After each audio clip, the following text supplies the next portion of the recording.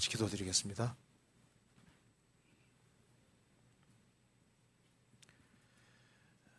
자비로우신 우리 아버지 하나님 감사합니다.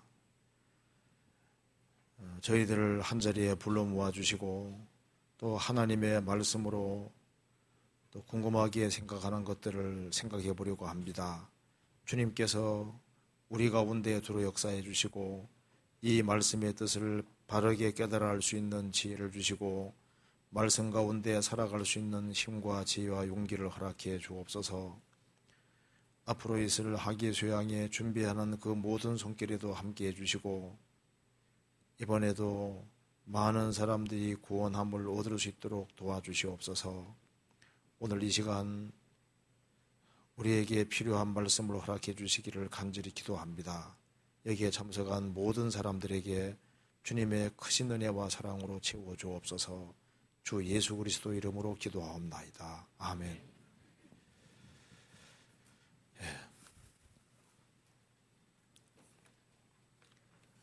우리 질문 같이 한번 생각을 해보겠습니다. 오늘 질문이 좀 중요한 것들이 좀 있는 것 같습니다. 시간 되는 대로 한번 생각해 보겠습니다. 먼저 어느 형제님이 성경을 묵상하면서 기적과 이적을 통해서 믿음을 얻는 것이 아니라 하나님의 말씀을 통해서 주님을 믿는다고 했는데 그 묵상이 수긍이 되면서도 또 성경에는 수많은 이적과 기적이 분명히 나옵니다. 또 우리 교회에서는 오늘날 일어나는 이적과 기적을 하나님의 능력으로 잘 인정하지 않지만 모든 것을 귀신의 역사로 볼 수는 없다고 생각합니다. 하나님의 역사와 귀신의 역사의 차이는 무엇이고 또 오늘날 나타나는 신비한 체험이나 이적은 어떻게 이해하는 것이 성경적으로 옳을까요? 물론 우리가 구원받고 신앙생활하는 것이 가장 큰 기적이지만요. 방언, 병고침 등은 어떻게 보면 좋을까요? 이 질문한 사람에게 있으면 좋겠는데, 그죠? 우선 생각할 수 있는 그런 중요한 질문이라고 생각이 듭니다. 한번 생각을 해봅시다. 자, 어느 형제님이 성경을 묵상하면서 기적과 이적을 통해서 믿음을 얻는 것이 아니라 하나님의 말씀을 통해서 주님을 믿는다고 했는데 그 묵상이 수긍이 좀 된다. 그렇죠? 수긍이 되죠. 이적 신앙은 구원받는 신앙이 되기가 안 쉽습니다. 예수님 당대에 가장 많은 기적을 체험하는 사람들이 이스라엘 사람들이잖아요. 이스라엘 대다수가 예수님을 배척했습니다. 에집트 파라오 왕은 10가지 재앙을 만나지 않습니까? 그럼에도 불구하고 하나님을 끝까지 대적하는 사람이 됐습니다. 법궤가 블레셋에 뺏겼을 때 법궤가 블레셋에서 많은 기적과 능력을 행했습니다. 그럼에도 불구하고 블레셋 사람들이 회개한 것은 아니었습니다. 그래서 기적을 통해서 하나님의 능력은 알 수 있지만 그 하나님의 마음은 알 수가 없는 거예요. 그래서 기적을 통해서는 하나님의 존재를 알고 능력을 알고 영혼의 구원은 성경을 통해서 받는 겁니다. 그래서 여기에 어느 형제님이 묵상하면서 기적과 이적을 통해서 믿음을 얻는 것이 아니라 그 천국 갖는 믿음 얻는 것이 아니라 구원받는 것은 하나님의 말씀으로 된다고 했는데 그 묵상이 수긍이 된다. 수긍이 되죠. 성경 요한복음 2장 찾아봅시다.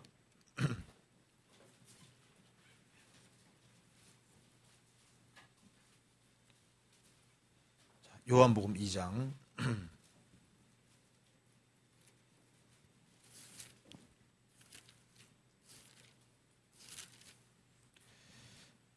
23절입니다. 6월절에 예수께서 예루살렘에 계시니 많은 사람이 그 행하시는 표적을 보고 그 이름을 믿었으나 예수는 그 몸을 저희에게 의탁지 아니하셨으니 이는 친히 모든 사람을 아시며 또 친히 사람의 속에 있는 것을 아심으로 사람에 대하여 아무의 증거도 받으실 필요가 없음이니라. 6월절에 예수께서 예루살렘에 계시니 많은 사람이 예수님 행하시는 표적을 봤습니다. 그리고 보고 예수님을 믿었지만은 예수님께서는 그 믿음을 인정해 주지 않으셨습니다. 요한복음 6장 보시겠습니다. 6장 2절.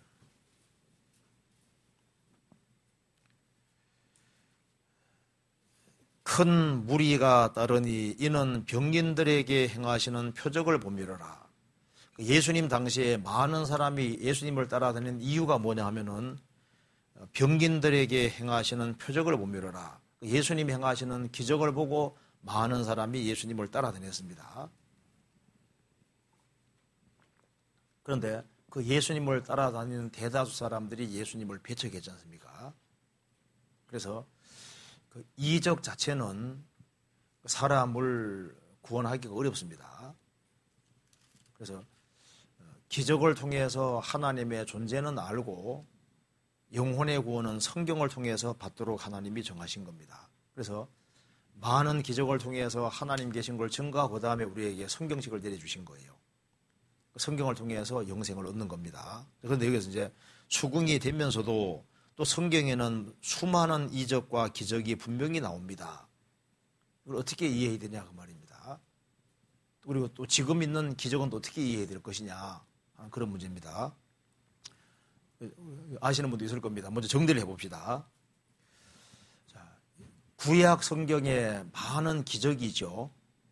구약 시대 때 하나님이 기적을 행하신 주된 목적이 무엇일까요? 우상은 거짓이고 여호와가 참 하나님이라는 것을 보여주기 위함이라고 했습니다. 그리고 구약 시대 이적의 주된 목적은 우상은 전부 다 거짓이고 여호와가 참 하나님이라는 걸 믿게 해주기 위해서입니다. 성경 찾아봅시다. 신명기 4장.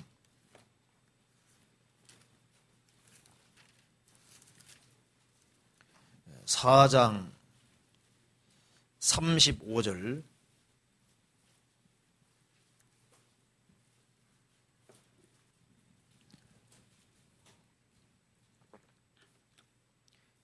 이것을 내게 나타내심은 여호와는 하나님이시오 그 외에는 다른 신이 없음을 내게 알게 하려 하심이니라. 에집트의 10가지 재앙을 내리고 이스라엘 민족을 건져내기 위해서 홍해 바다를 가르신 엄청난 이적을 행하셨습니다. 이런 이적을 나타내심은 여호와는 하나님이시오 그 외에는 다른 신이 없다는 걸 알게 하기 위함이었습니다. 그러니까 여호와가 참 하나님인 것을 증거하기 위함이었습니다. 여호수아 4장 보시겠습니다. 요단강 가르고 난 이후에 이렇게 말씀하셨습니다. 4장 24절 같이 읽어보겠습니다. 이는 땅의 모든 백성으로 여호와의 손이 능하심을 알게 하며 너희로 너희 하나님 여호와를 영원토록 경외하게 하려 하심이라 하라. 요단강 물을 가르신 이유는 여호와의 손이 능하심을 알게 하며 하나님이 전능하신 분이라는 걸 알게 하며 영원토록 여호와를 경외하게 하려 하십니다. 그러니까 구약시대 이적은 여호와가 하나님인 것을 믿게 하기 위해서입니다.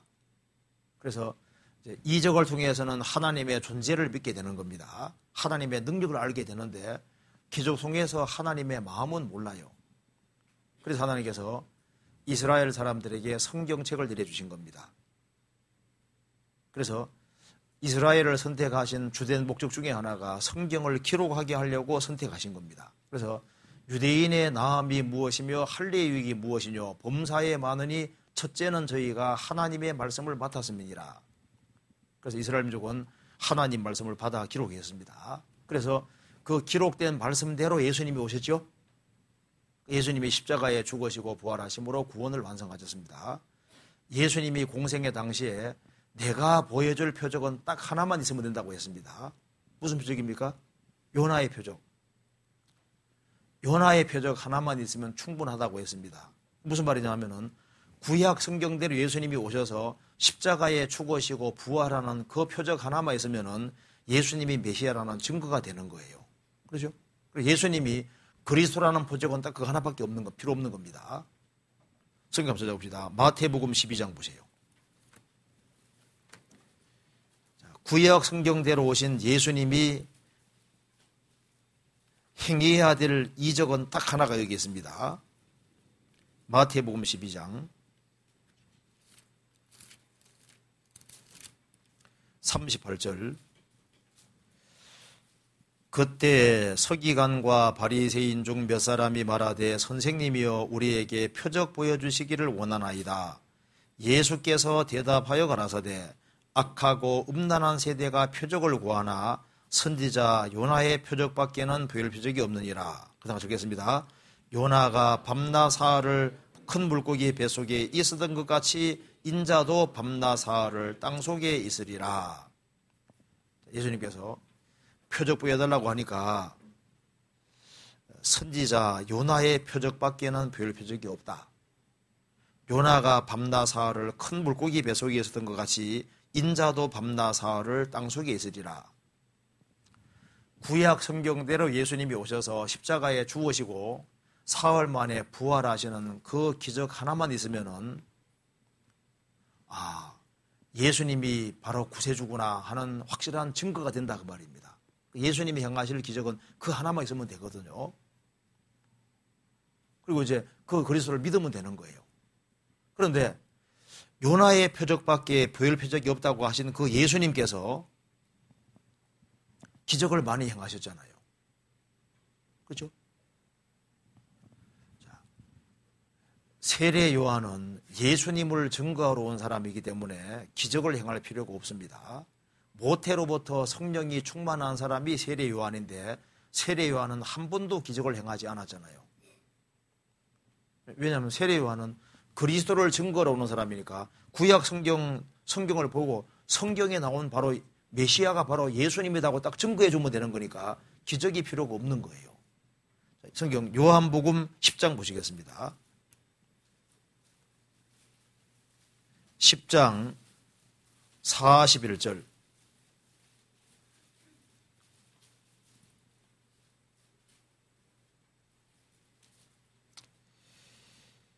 많은 사람이 왔다가 말하되 세례 요한은 아무 표적도 행치 아니하였으나 요한이 이 사람을 가리켜 말한 것은 다 참이라 하더라. 그리하여 거기에서 많은 사람이 예수를 믿으니라. 그러니까 세례 요한은 기적을 행하지 않았지만은 바로 성경에 바로 나와 있는 바로 메시아가 바로 예수라고 증거해 주면은 그것으로 충분한 겁니다. 그러니까 세례 요한은 기적이 필요 없는 거고 세례 요한은 크리스찬의 그림자입니다. 세례 요한은 그리스도를 증거하는 증인이고 우리도 증인이잖아요. 성경 통해서 바로 예수가 바로 성경에 기록되어 있는 바로 그분이라고 증거해 주면 되는 거예요. 자, 그런데 요나의 표적밖에 보일 표적이 없다고 하시는 그 예수님께서 기적을 많이 행하셨잖아요. 그렇죠? 예수님이 공생애 당시 기적을 얼마나 많이 행했습니까? 그 이유가 있는 거예요. 구약 시대에 많은 기적이 나오잖아요. 근데 그것이 나중에 알고 보면은 다 신령한 것을 설명해 주기 위해서입니다. 이스라엘 민족이 에집트에서 400년 동안 종노릇 하고 있는데 하나님께서 모세를 보내서 이스라엘 민족을 건져주신 것이 뭘 말하는 겁니까? 그 사탄의 권세 아래에 있는 사람들의 영혼을 예수님께서 죄에서 해방시켜 줄 걸 미리 보여준 거잖아요. 예수님이 이스라엘 땅에 오셔서 기적을 많이 행하셨는데 그 기적은 우리 영혼 속에 이루어질 것을 미리 보여준 겁니다. 그러니까 예수님이 육체를 입고 오셔서 육체를 고치셨잖아요. 예수님이 죽으시고 부활하신 후에 성령이 오시면은 영혼 속에 행할 것을 미리 보여준 거예요. 그래서 예수님께서 죽은 자를 살리신 것은 실제로 사람이 구원받을 때 영혼이 살아날 것을 미리 보여주는 겁니다. 문둥병 환자 고침받은 것은 구원받은 즉시 구원받을 때 죄가 사함받을 걸 보여주는 거잖아요. 귀머거리 귀가 열리고 눈이 열린 것은 구원받을 때 영혼의 눈과 귀가 열리는 것이 맞잖아요. 그리고 예수님이 떡을 만들어주신 것은 구원받을 때 예수님이 생명의 떡이라는 걸 알게 되고 풍랑잔잔케 하신 것처럼 구원받을 때 영혼의 평강이 진짜 옵니다. 그렇잖아요. 그리고 귀신 쫓아내신 것은 구원받을 때 사탄의 권세에서 우리가 해방되잖아요. 그러니까 요나의 표적밖에 보일 표적이 없다고 하신 예수님께서 많은 기적을 행하신 것은 이제 눈에 보이는 병을 고쳐주신 이 모든 것은 예수님이 죽으시고 부활하신 이후에 성령이 오시면은 교회 역사 속에서 성령께서 무슨 일을 하실 것을 미리 보여주신 겁니다. 그리고 이제 예수님이 죽으시고 부활하신 이후에 예수님의 제자들을 또 기적을 많이 행했다는 거 아시죠? 성경 봅시다. 마가복음 16장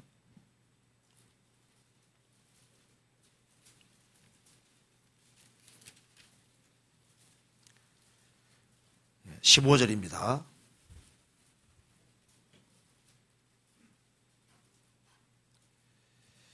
또 가라사대 너희는 온 천하에 다니며 만민에게 복음을 전파하라. 믿고 세례를 받는 사람은 구원을 얻을 것이요 믿지 않는 사람은 정죄를 받으리라. 믿는 자들에게는 이런 표적이 따르리니 곧 저희가 내 이름으로 귀신을 쫓아내며 새의 방언을 말하며 뱀을 집으며 무슨 독을 마실지라도 해를 받지 아니하며 병든 사람에게 손을 넣는 즉 나으리라 하시더라. 주 예수께서 말씀을 마치신 후에 하늘로 올리고사 하나님 우편에 앉으시니라. 제자들이 나가 두루 전파할새 죽게 삼게 역사하사 그 따르는 표적으로 말씀을 확실히 증거하시니라. 예수님이 만민에게 복음을 전파하라 그렇게 말씀하시면서 믿고 세례를 받는 사람은 구원을 얻을 것이요 믿지 않는 사람은 정죄를 받으리라. 단수로 되어 있습니다. 단수로 되어 있다는 것은 믿는 자는 누구든지, 영어에도 시라고 딱 믿는 자는 단수입니다. 믿고 세례받는 사람은 누구든지 구원이고 믿지 않는 사람은 누구든지 정죄를 받으리라 이렇게 말씀하신 겁니다. 근데 그 뒤에 17절 이하에는 믿는 자들에게는 복수로 나가죠. 누구든지란 말이 아닙니다. 믿는 자들에게는 이런 표적이 따를 것이다. 믿는 자들은 이제 오순절에 성령이 내려오시고 초대 교회 때부터 세상 끝날까지 교회 역사 속에서 믿는 자들 속에 이와 같은 일이 있을 것을 말씀하시는 거예요. 특별히 이런 일이 17절 이하가 초대 교회 때 특별히 많았습니다. 왜냐하면 20절에 제자들이 나가 두루 전파할새 죽게 삼게 역사하사 그 따르는 표적으로 말씀을 확실히 증거하시니라. 초대교회 당시에 왜 많은 표적과 기적이 필요했냐 하면은 유대인들은 예수님 배척이잖아요. 이방인들은 예수가 구세주라고 안 받아들일 뿐 아니라 성경도 없습니다. 그런 사람이 어떻게 전도해야 될까요? 바울 사도가 전도하러 들어가서 회당에서 전도할 때 성경책이 있는 데는 성경으로 증거했습니다. 그렇잖아요. 그리고 사도들에게 성령께서 역사하시는데 신약 성경이 기록되지도 않은 상태에서 이방인들은 성경도 없고 유대인들은 예수가 그리스도가 아니라고 배척을 했고 그럴 때 기적이 없이는 전도하기가 정말 어려운 시대입니다. 그래서 따르는 표적으로 말씀을 확실히 증거하시니라. 초대교회 때 실제로 많은 표적이 있었습니다. 그래서 바울 사도는 뱀을 집었지만은 안 죽었잖아요. 그런 엄청난 기적들이 있었습니다. 그래서 초대교회 당시에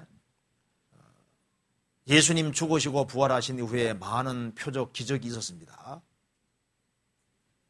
그리고 또 이 성경이 기록되는 과정에서 이제 사도들에게 하나님 역사하신 것이 성경으로 기록되어야 되니까 많은 기적이 있었던 겁니다. 그리고 또 한 가지 알 수 있는 것은요, 이게 믿는 자들에게는 복수로 되어 있는 것이 맞아요.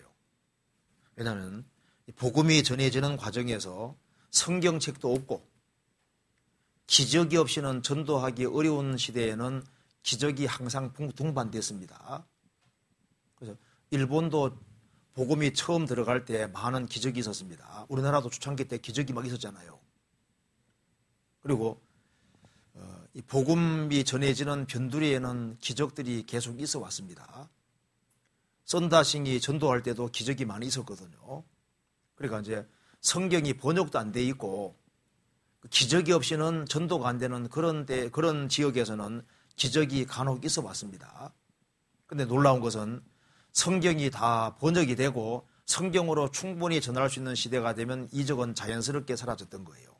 그래서 미국이나 이런 영국의 선교사들이 전도하러 들어갈 때 아프리카 오지라든가 천년 성경도 없는 그런 지역이잖아요. 그런 지역에서는 이적이 가끔씩 나타납니다. 그런데 신기한 것은 영국이나 미국에 돌아와서는 기적이 안 나타나는 거예요.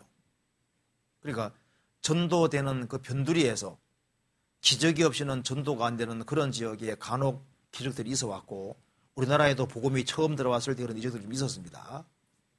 그리고 이제 성경으로 전도할 수 있는 시대가 되면 자연스럽게 이적은 사라졌던 겁니다. 우리 시대에도 이 17절 이하 말씀 때문에 사람을 죽이는 경우도 있고 죽는 경우도 있습니다.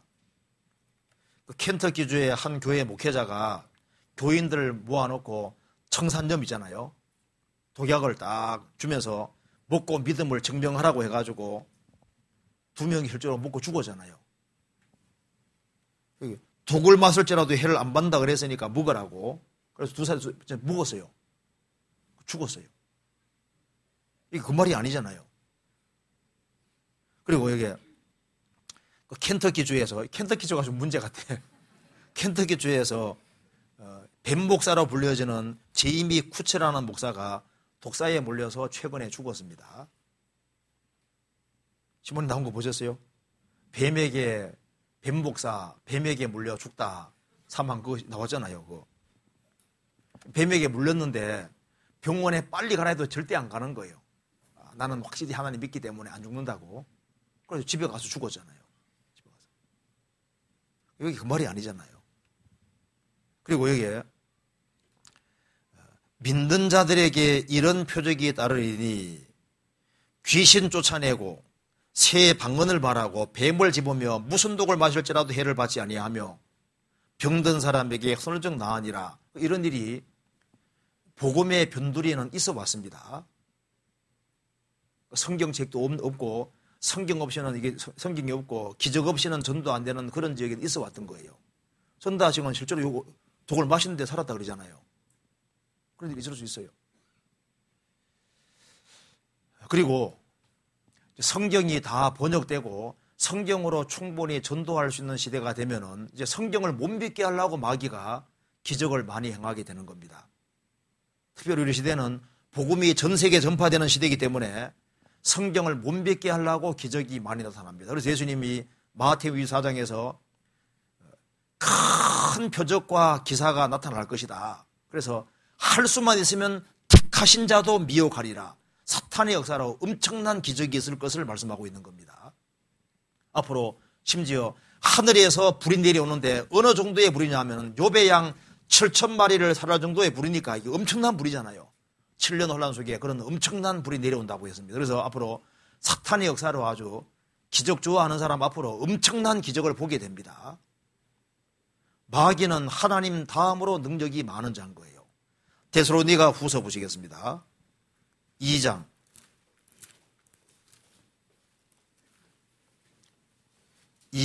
9절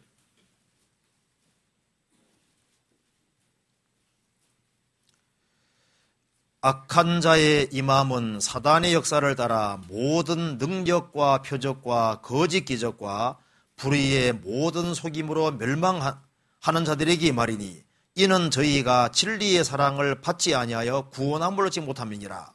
이러므로 하나님이 유혹을 저희 가운데 역사하게 하사 거짓 것을 믿게 하심은 진리를 믿지 않고 불의를 좋아하는 모든 자로 심판을 받게 하려 하심이니라. 앞으로 사탄 마귀 역사로 엄청난 기적이 나타납니다. 그리고 멸망하는 자들에게 임할 것이다. 이는 저희가 진리의 사랑을 받지 아니하여 구원함을 얻지 못함이니라. 구원을 받아야 되는데 구원받는 걸 싫어하는 사람들, 요상한 어떤 이적 같은 걸 좋아하는 사람들, 그런 사람들은 이적에 딱 미혹되는 거예요. 하나님이 유혹을 저희 가운데 역사하게 하사 거짓 것을 믿도록 내버려 두시면 진리를 믿지 않고 불의를 좋아하는 모든 자로 심판을 받게 하려 하십니다. 우리나라에도 기적을 행하는 사람들이 좀 있거든요. 참 신기한 것은요, 그 기적을 행하는 사람, 그 아주 추종하는 사람 제가 만난 적이 있는데요. 그 기적이 딱 미혹돼 가지고 구원 이런 거 신경 안 써요. 손톱도 안 들어갑니다. 참 희한해요. 예수님이 거듭나라 하셨는데 자기가 믿고 섬기는 그 사람이 최고라는 거예요. 그 기적이 나타나니까. 기적에 딱 미혹되면요, 주님 말씀이 안 보입니다. 앞으로 기적이 점점 더 많아집니다. 그리고 알아야 될 것이 있어요. 그럼 지금은 기적이 없냐? 지금 있는 기적이 전부 다 마귀 역사냐? 물론 아니죠. 신약 시대, 우리 시대에도 기적은 있을 수 있습니다. 왜? 하나님 살아계시잖아요. 주님께서 구원받은 사람의 유익을 위해서 죽을 병 걸린 사람 살게 해주시는 수도 있고, 어떤 사람은 침대받다가 병이 다 낫는 경우도 있고, 기적이 있을 수 있어요. 그것은 무슨 영혼의 구원을 위해서라든 그런 것이 아니고 성도 유익을 위해서 기적이 있을 수 있는 겁니다. 그런데 대다수는, 지금 기적은 대다수 믿기가 어려워요. 그게 하나님 역사라고 보기가 어렵습니다. 그 사람, 무슨 병이든지 걸린 사람 다 와라, 고쳐준다. 근데 그렇지는 않습니다. 바울 사도는 병이 있었잖아요. 자기가 병 고침 받기를 하나님께 3번이나 기도했는데 하나님 뭐라 하셨습니까? 너의 은혜가 너의 족하다.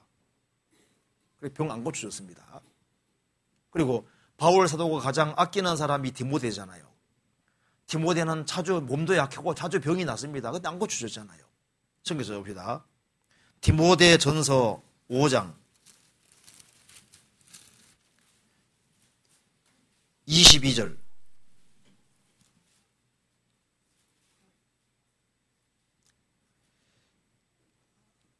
아무에게나 경솔히 안수하지 말고 다른 사람의 죄에 간섭하지 말고 내 자신을 지켜 정결케 하라. 자, 아무에게나 안수하는 것도 좋은 게 아닙니다.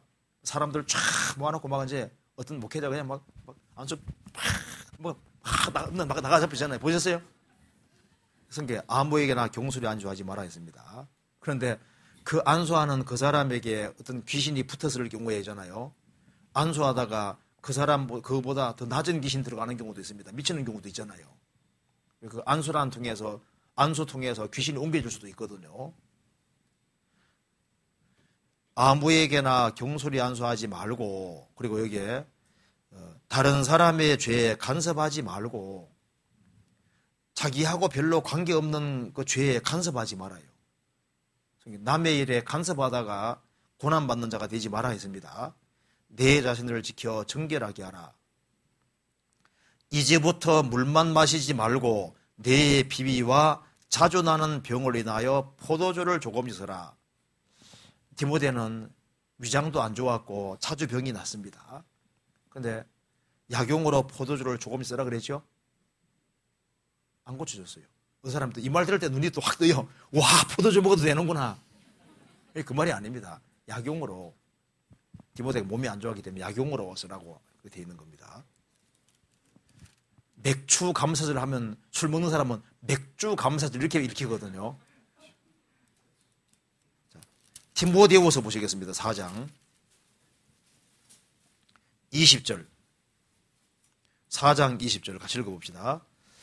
에라스도는 고린도에 머물렀고 드로비모는 병들므로 밀레도에 두었노니. 드로비모라는 사람이 바울 사도와 동력하는 사람이고 같이 전도 다니는 사람입니다. 그런데 병이 들었는데 안 고쳐주고 밀레도에 두고 전도하러 갔습니다. 그러니까 무슨 병이든지 다 낫는다.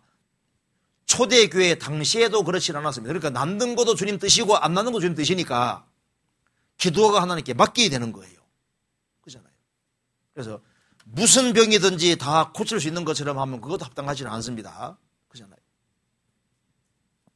그래서 여기에 우리가 시대에 따른 그 기적을 잘 분리해 보는 것이 필요하고요. 또 한 가지는 여기 이제 방언. 지금 여기 크리스찬 중에도 방언하는 사람이 있습니다. 할 수도 있어요. 근데 이제 한번 따라합시다. 죄 사함을 얻으라. 그리하면 성령을 선물로 받으리니. 그 죄를 사함 받은 사람에게 성령이 선물로 와 계시고 성령이 오신 결과로 방언이 나오면 아무 문제 없잖아요. 그렇죠? 근데 이제 그 방언하는 분에게 물어보면 그 무슨 말인지 아는 자기도 못 알아듣는데요. 그러니까 아무 유익이 별로 안 되니까 그러니까 말을 또렷이 이렇게 해가지고 기도하는 거예요. 자기도 못 알아들으니까.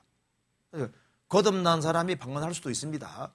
근데 문제는 거듭난 결과로 방언이 나오는 거 문제가 될 것이 없는데 문제는 내가 방언하기 때문에 성령을 받았고 속죄받았다고 거꾸로 생각하면 큰일 나는 거예요. 이 말 이해되시죠? 그리고 방언하는 것은 신앙이 좋다는 증거가 될 수 없습니다. 성경에 방언이 거론된 것이 고린도 교회거든요. 가장 욕심적으로 가장 말씀 많고 문제 많은 교회가 고린도 교회잖아요. 다른 교회들에 대해서는 방언 언급이 없습니다. 그래서 성령이 받은 결과, 성령 받은 죄를 사함받고 성령 받은 결과로 방언 나오면 문제될 것이 아무것도 없는 거예요. 근데 문제는 방언은 하는데 거듭난 적은 없는 거예요. 그러니까 이게 문제인 겁니다. 그래서 은사는 붙잡고 있는데 성령 받은 적은 없는 거예요. 아무 소용없는 거잖아요. 그리고 병 고침도 얘기했는데 병 고치기 때문에 천국 가는 게 아니잖아요. 무당이 푸닥거리해도 병 낫는 수가 있고 그리고 병 낫는 거 자체는 그게 거듭난 증거가 될 수 없어요. 그래 마태복음 7장 보면은 그날에 많은 사람이 나더러 이르되 주여 주여 우리가 주의 이름으로 선자 노릇하며 주의 이름으로 귀신을 쫓아내며 주의 이름으로 많은 권능을 행치 않았습니까? 할 때 주님 모른다 그랬잖아요. 그러니까 말씀을 증거하고 귀신도 내쫓고 병도 고치고 많은 기적도 행했지만 주님 모른다고 했잖아요. 저번에 아프리카 목사님들 한 10명 가까이 서울교회에 와서 공부한 적이 있습니다. 그분들이 거의 다 아프리카에서 이적을 다 행하시던 분들이에요. 병 고치고 뭐 방언하고 뭐 최고 잘하시는 분들이거든요. 그런데 딱 거듭나니까 신기한 것은 다 방언 떨어지고 다 떨어지는 능력이 다 없어져 버렸어요. 그래서요 신령하다고 했는데 거듭나고 나니까 그 능력이 다 없어져 버렸어요. 그래서 그 얘기하더라고요. 우리는 그 아프리카의 목사님들에게 방언이 문제가 있다, 뭐 기적 행하는 문제 있다 이런 말 안 한답니다. 일단 거듭나고부터 보라고. 거듭나면 자동으로 없어지더라고. 그래서 병고침이라든가 그런 것 자체가 중생의 증거가 될 수 없습니다. 그렇잖아요. 그리고 그런 것을 행하는 사람들이 대체로 구원을 안 받은 사람들인 거예요. 그렇잖아요. 지금 아프리카에서 그분들 전도 잘 하잖아요. 지금 뭐 아프리카 뭐 엄청 전도가 잘 되고 있습니다. 그리고 이제 존 메가더가 쓴 은사라는 책이 있거든요. 그 책에 보면 이런 얘기 나옵니다. 우리나라에서, 미국에서 가장 기적을 많이 행하는 사람이 베니 힌이라는 목사인데요. 저도 그 TVN 방송 중에서 보다 보면 가끔씩 그 사람 나와요. 베니 힌. 그 기적 행하는 사람인데 한국에도 왔었습니다. 근데 그게 이제 이런 얘기가 있습니다. 85세인 한 여인이 베니 힌에게 치유를 받기 위해 앞으로 나가고 있었다. 그때 성령으로 입신한 어떤 사람이 그녀 위에 쓰러지는 바람에 엉덩이 뼈가 골절되어 죽었다. 그 여인의 가족은 이 사건에 대하여 베니 힌에게 $500만 손해배상을 청구했다는 내용이 나오거든요. 그러니까 베니 힌이 이제 이적 행하는데 이렇게 탁 손 갖다 대면 쫙 떨어지잖아요, 이렇게. 그런데 그때 이제 성령으로 입신하던 사람이 쓰러지는데 85세 한 여인이 이제 치유받기 위해서 오다가 그냥 턱 엎드려 죽은 거예요. 그래서 가족이 손해보상 청구하고 이런 일이 있었거든요. 그리고 이제 이적을 통해서 병 나았다는 사람들 도지입니다. 도진다는 말이 뭔지 알아요? 옛날 그 이제 일시적인 것으로 끝나는 그것이 아니에요. 주님은 진짜 고쳐버리는 거거든요. 일시적으로 고쳐지고 다시 도지고 그런 게 도진다는 말 안 써요? 어디? 제발. 그런 말 잘 안 쓰는 모양이다. 예. 어쨌든 간에 기록한 말씀밖에 넘어가지 마라 그랬으니까 기록한 말씀 안에 거하는 것이 현명합니다. 그렇잖아요. 그래서 저는 주님 저에게 방언 주세요. 거듭난 사람요. 그런데 그거 달라야 잘 주는 게 아닙니다. 저도 거듭나고 초창기 때 막 있지 않았습니까? 막 열을 내서 막 기도하면 막 이상한 일이 벌어지거든요. 제가 한번 그 얘기했다가 아주 혼났어요. 그다음부터는 조용히 기도하고 옛날에는 막 열을 내서 있지 않습니까? 막 그래서 이상한 일들 이제 신비한 일들이 막 벌어집니다. 그러면요 나는 너무 좋아가지고 이상한 게 체험되니까 그 얘기에다가 아주 혼나가지고요. 그런 건 너무 기대지 말아라고. 그래서 이 신비한 것에는 안 기대는 게 필요합니다. 일단 하나님 말씀 안에 항상 거하려고 노력하는 게 필요하겠습니다. 그리고 이제 그 다음에 질문 넘어가겠습니다. 그 다음 질문이 좀 이런 게 나와 있어요. 그리스도인이 신체적, 약한 육신, 사회적, 회사, 학교, 성도 사이에 정신적, 마음 지키기, 정적으로 건강하게 사는 방법은 무엇일까요? 몸도 마음도 신앙도 건강하게 신앙생활을 하는 방법이 궁금합니다. 여기 이제 질문이 신체적, 사회적, 정신적으로 건강하게 사는 방법이 있을까? 몸도 마음도 신앙도 건강하게 신앙생활하는 방법이 궁금하다. 이건 뭐 생각하면 답이 뻔하잖아요. 신체적으로 약하면은 운동 많이 하고 잘 먹고 잘 자고 그리고 이제 정신적으로 사회적으로 건강하게 살아야 되는데 스트레스를 덜 받아야 될 거 아니에요. 그렇죠? 그럼 어떻게 해야 되느냐? 일단 제일 간단하게 생각할 수 있는 것이 술 충만과 성령 충만 반대죠. 술 충만하면 때려도 아파요, 안 아파요? 안 아픕니다. 술이 충만한 사람은 때려도 아프지 않거든요. 잠언 23장에 나와 있잖아요. 사람이 나를 때려도 나는 아프지 않다. 그것처럼 성령으로 충만하면은 다른 사람이 날 열받게 해도 별 문제가 안 되거든요. 그렇잖아요. 나를 핍박하고 미워해도 별 문제 안 된다 그 말입니다. 그래서 구원받고 처음에 막 아주 굉장히 기쁘고 즐거울 때는 막 예수 믿는 것에 대해서 막 안 좋은 소리에 들어도 오히려 더 기쁘고 오지 않습니까? 별 문제 안 되잖아요. 근데 이제 하나님의 영으로 충만해지지 아니하면 이제 마음에 문제가 되기 시작하는 거예요. 스트레스를 많이 받습니다.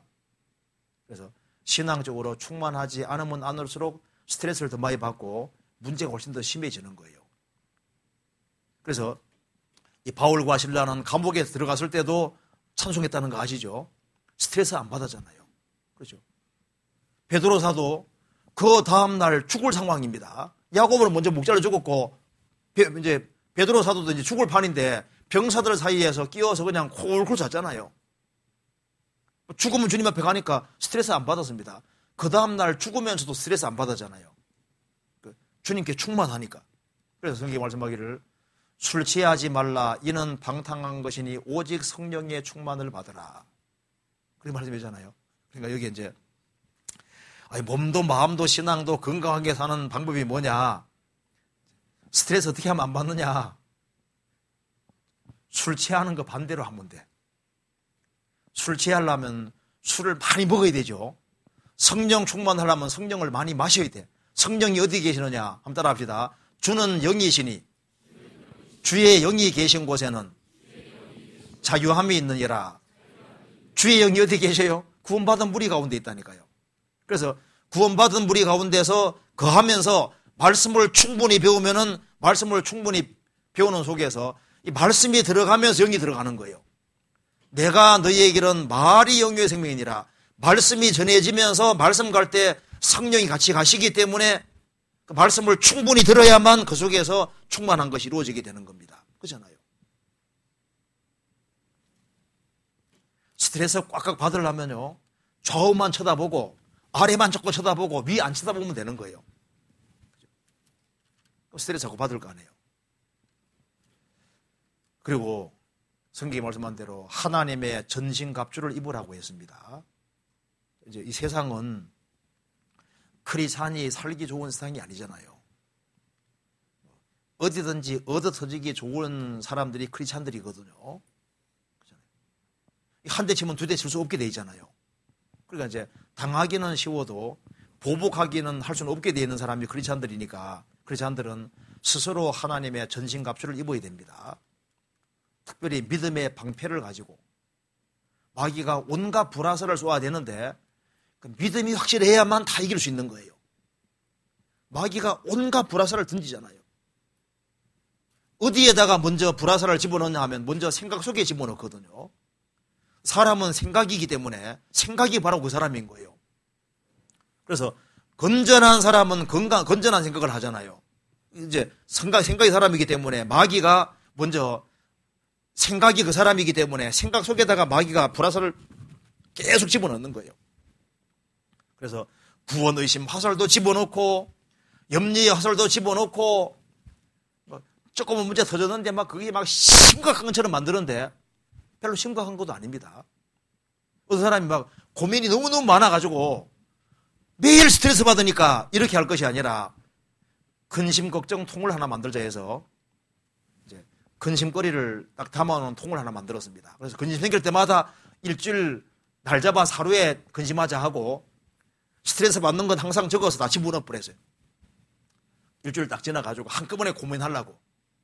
근데 이제 나중에 일주일 지나서 이제 고민하려고 펴보니 고민거리도 아닌 겁니다. 사실 조금만 시간 지나면요, 고민거리도 사실 아닌 경우도 많은 거예요. 그렇잖아요. 그래서 마귀가 불화살을 많이 쏘아야 됩니다. 그렇잖아요. 그래서 하나님의 전신갑주를 입어라. 각오를 해야 됩니다. 그래서 상처를 주는 사람도 문제고 받는 사람도 문제입니다. 그래서 성경에 나와 있잖아요. 물고기 중에 먹는 것은 어떤 물고기입니까? 비늘이 있고 지느러미 있는 거 먹으라 그러죠. 그 비늘이 없는 거하고 있는 거 다릅니다. 비늘이 있는 물고기는 물체에 딱 부딪히면은 그게 딱 막아주는 거예요. 비늘이 없는 물고기는 깊은 상처가 생깁니다. 구원받고 신앙생활하는 사람 중에도 전신갑주를 입고 딱 무장하고 사는 사람은 어떤 문제가 딱 터지면요, 올 것이 왔구나 하고 딱 쳐내기 때문에 문제가 안 된다니까요. 그런데 마음 풀어놓고 사는 사람, 비늘이 없는 사람은 직격탄을 딱 맞으면 상처가 크게 생겨버리는 거예요. 그래서 신앙적으로 큰 손해를 보게 되는 겁니다. 그래서 비늘이 없는 물고기는 주님 볼 때 부정한 거예요. 그리고 좌우 지느러미는 방향 잡는 것이고 꼬리 지느러미는 추진력이잖아요. 뭐가 정한 거냐 하면은 크리스찬들은 방향이 확실해야 되는데요. 내가 사는 목적이 도대체 뭐냐? 그리고 목적이 확실하면은 그 목적을 향해서 열심히 달려가는 겁니다. 남이야 뭐라 하든 말든 관계없이 꾸준히 달려가면은 뭐 고민할 시간도 별로 없어요. 그렇죠? 그래서 한가한 사람이 고민을 많이 합니다. 바쁜 사람은 고민할 시간도 없어요. 그래서 전신갑주를 입어야 됩니다. 영적으로 건강하게 살려면은 전신갑주를 입어야 돼요. 그리고 하나님의 성령으로 충만해져야 되는데 세상 것 가지고 충만하게 안 되거든요. 주님이 정답 말씀하시기를 내가 너희에게는 말이 뭐라 했습니까? 말씀이 영이고 영이요 생명이니라. 그러니까 하나님 말씀하고 성령하고 연결되어 있거든요. 그러니까 말씀을 충분히 들으면 듣는 속에서 자기도 모르게 영혼이 충만하게 되는 것이 맞습니다. 그리고 문제들이 싹 이렇게 없어지게 되는 거예요. 그리고 여기에 또 한 가지는요, 밥을 제때 먹어야 돼요. 이게 영혼 몸이 연결되기 때문에 육신적으로 약해지면 영적으로 약해지고 영적으로 강건해지면 몸도 대체로 강건해야 되거든요. 연결되어 있어요. 그래서 몸에 안 좋은 건 먹지 말고 몸에 필요한 것을 먹고 그리고 이걸 몸하고 영혼하고는 연결되어 있습니다. 그래서 몸이 약해지면 대체로 신앙이 약해지는 경향이 있습니다. 그래서 몸 자체가 안 따라오면요, 신앙생활하면 힘들어지는 거예요. 봉사할래 해도 뭐 힘이 있어야 봉사를 하죠. 그렇지 않습니까? 그러니까 건강치 않은 상태로서는 봉사할 때 힘들어요. 부담이 되거든요. 그래서 성경에서 제때 먹는 나라가 복이 있다고 했습니다. 성경에서 봅시다.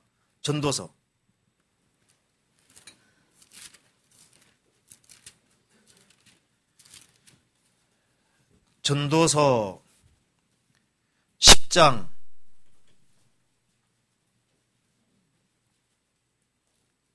17절. 왕은 귀족의 아들이요 대신들은 취하려 함이 아니라 기력을 보하려고 마땅한 때에 먹는 이 나라여 복이도다.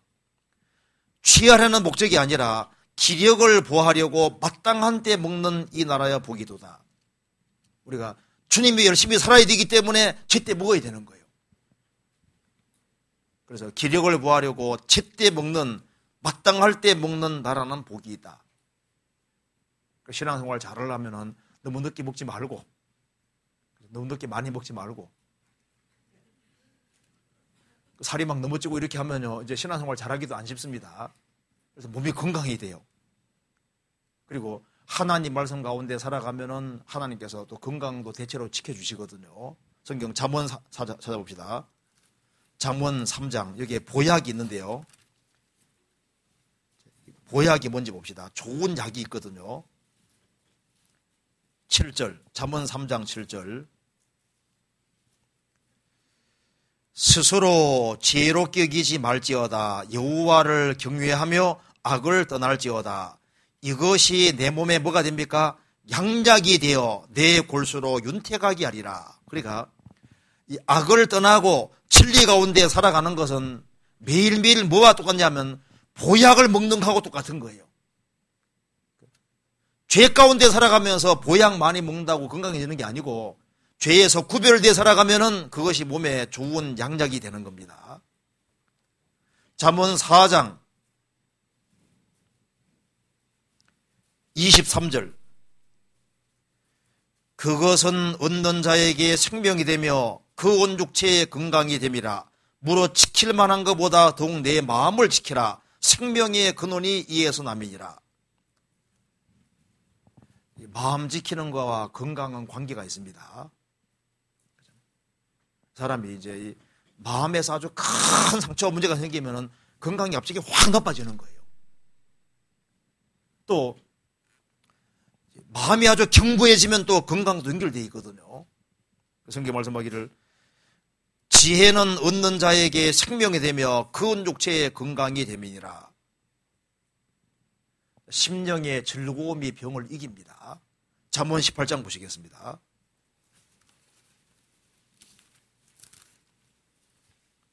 (18장 14절) 같이 읽겠습니다. 사람의 심령은 그 병을 능히 이기려니와 심령이 상하면 그것을 누가 일으키겠느냐.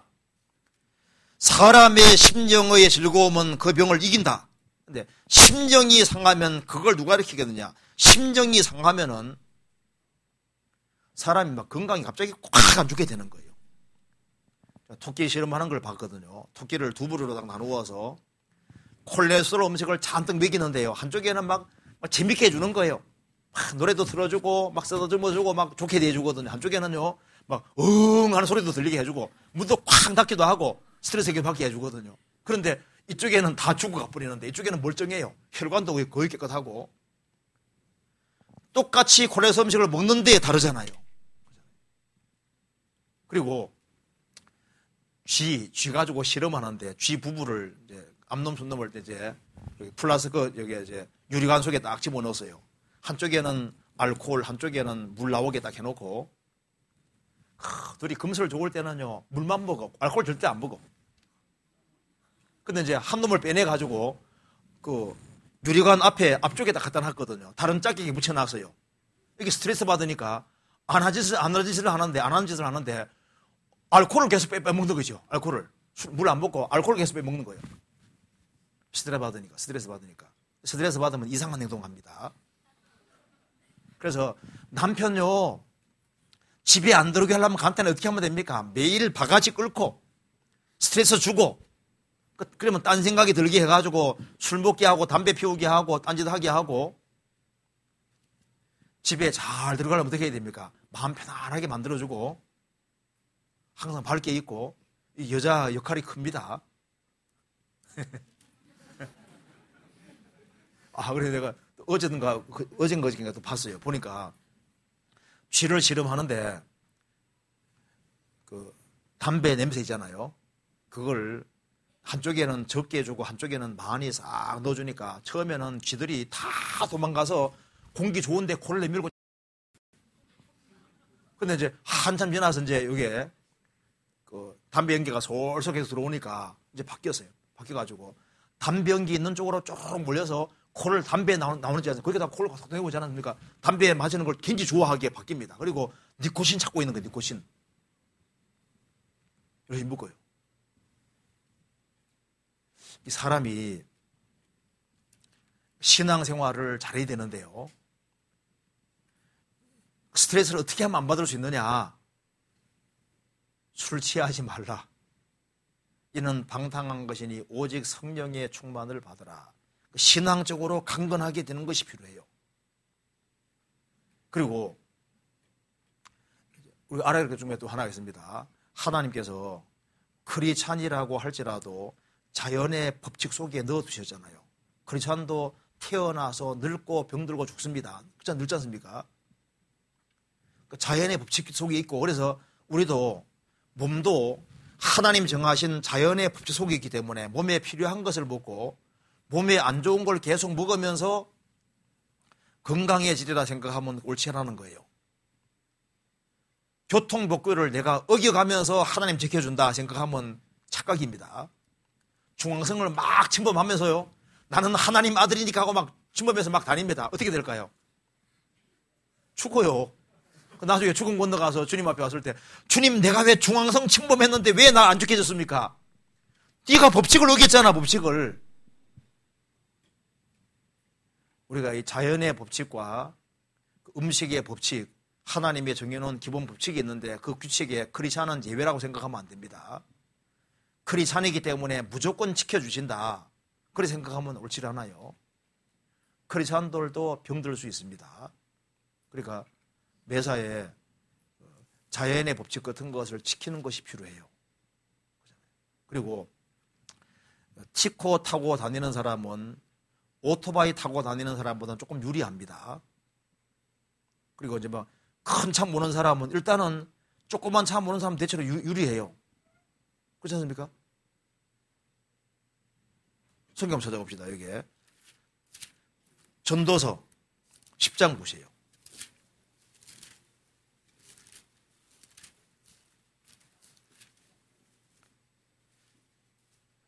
8절입니다.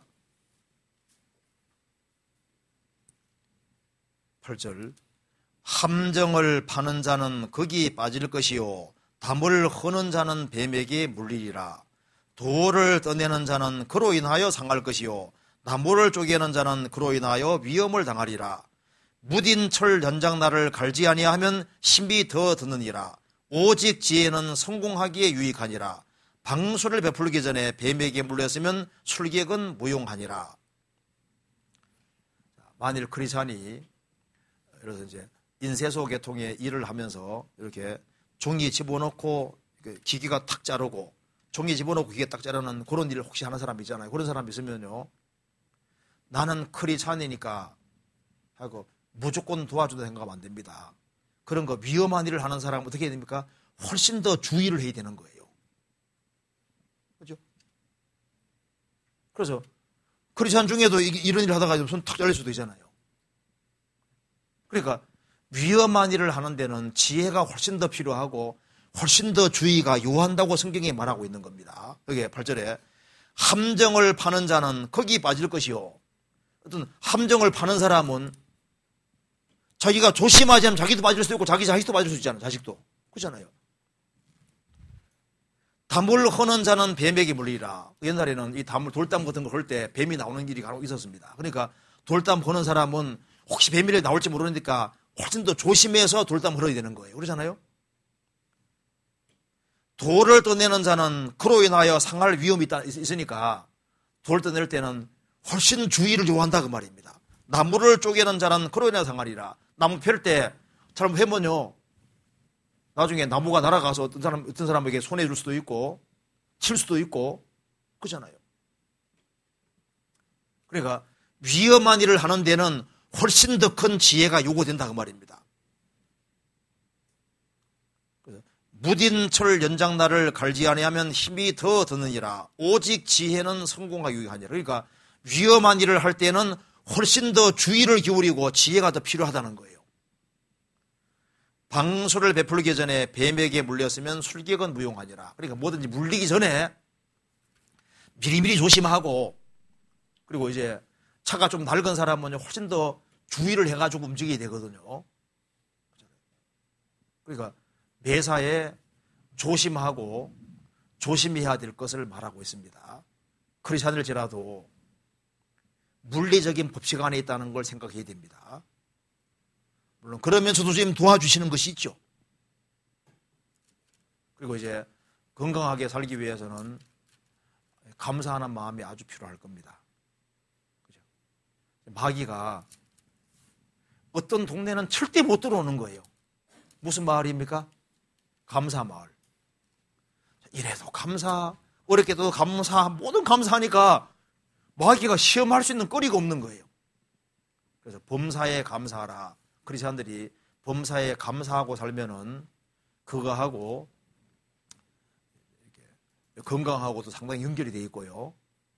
그리고 크리스찬들이 힘차게 사는 거하고도 상당히 연결이 되어 있습니다. 어쨌든 간에 우리가 영혼 몸을 건강하게 만들어서 주님을 잘 섬기다가 주님 앞에 가야 되잖아요.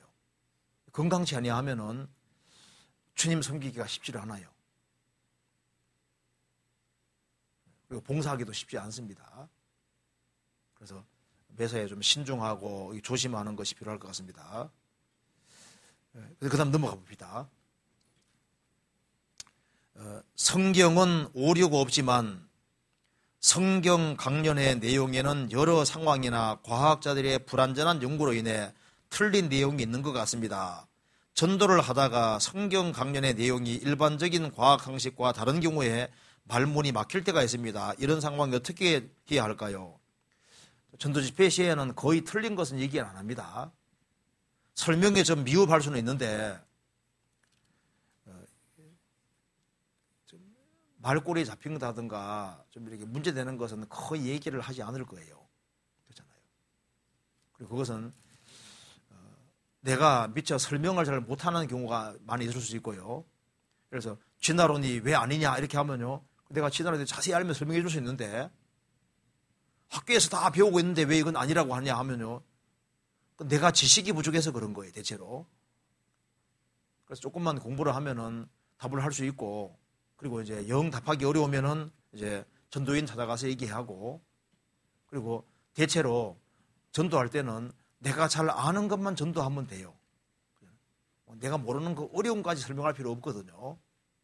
자신 있는 것만 얘기하면 될 겁니다. 그래서 여기에 과학자들의 불완전한 연구로 인해 틀린 내용이 있는 것 같아. 지구가 공중에 떠 있다. 뭐 그건 상식이잖아요. 땅속에 불이 있다. 상적인 것을 얘기를 하거든요. 너무 이상한 건 얘기를 안 할 거예요. 이건 조금 더 확인해 보시면은 큰 문제 같은 게 없으리라고 생각합니다. 그 다음 질문. 여기 이제 어려운 말씀이라 했는데 한번 생각해 봅시다.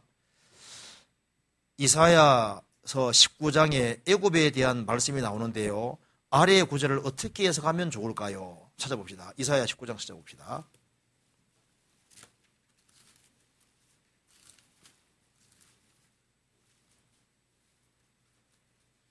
19장 23절.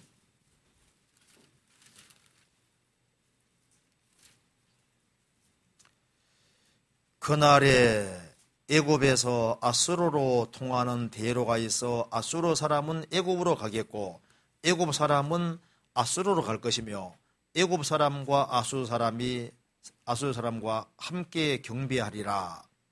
그날에 이스라엘이 애굽과 아수르로 더불어 셋이 세계 중에 복이 되리니 이는 만군의 여호와께서 복을 주어 가라사대 나의 백성 애굽이여 나의 손으로 지은 아수르여 나의 산업 이스라엘이여 복이 있을지어다 하실 것임이니이다. 이게 무슨 뜻이냐는 겁니다. 어떻게 해석이 되느냐? 해석할 필요가 없어요. 그대로예요, 그대로. 이게 무슨 뜻인지 한번 생각해 봅시다. 이것이 이제 그날이 23절에 그날에 이렇게 되죠. 예언입니다. 언제 이루어질 거냐면 천년왕국 속에 이루어질 일입니다. 천년왕국 속에 이루어질 일인데 이걸 이해하기 위해서 한번 잠깐 찾아봅시다. 스가랴 14장 보세요. 스가랴 14장 봅시다.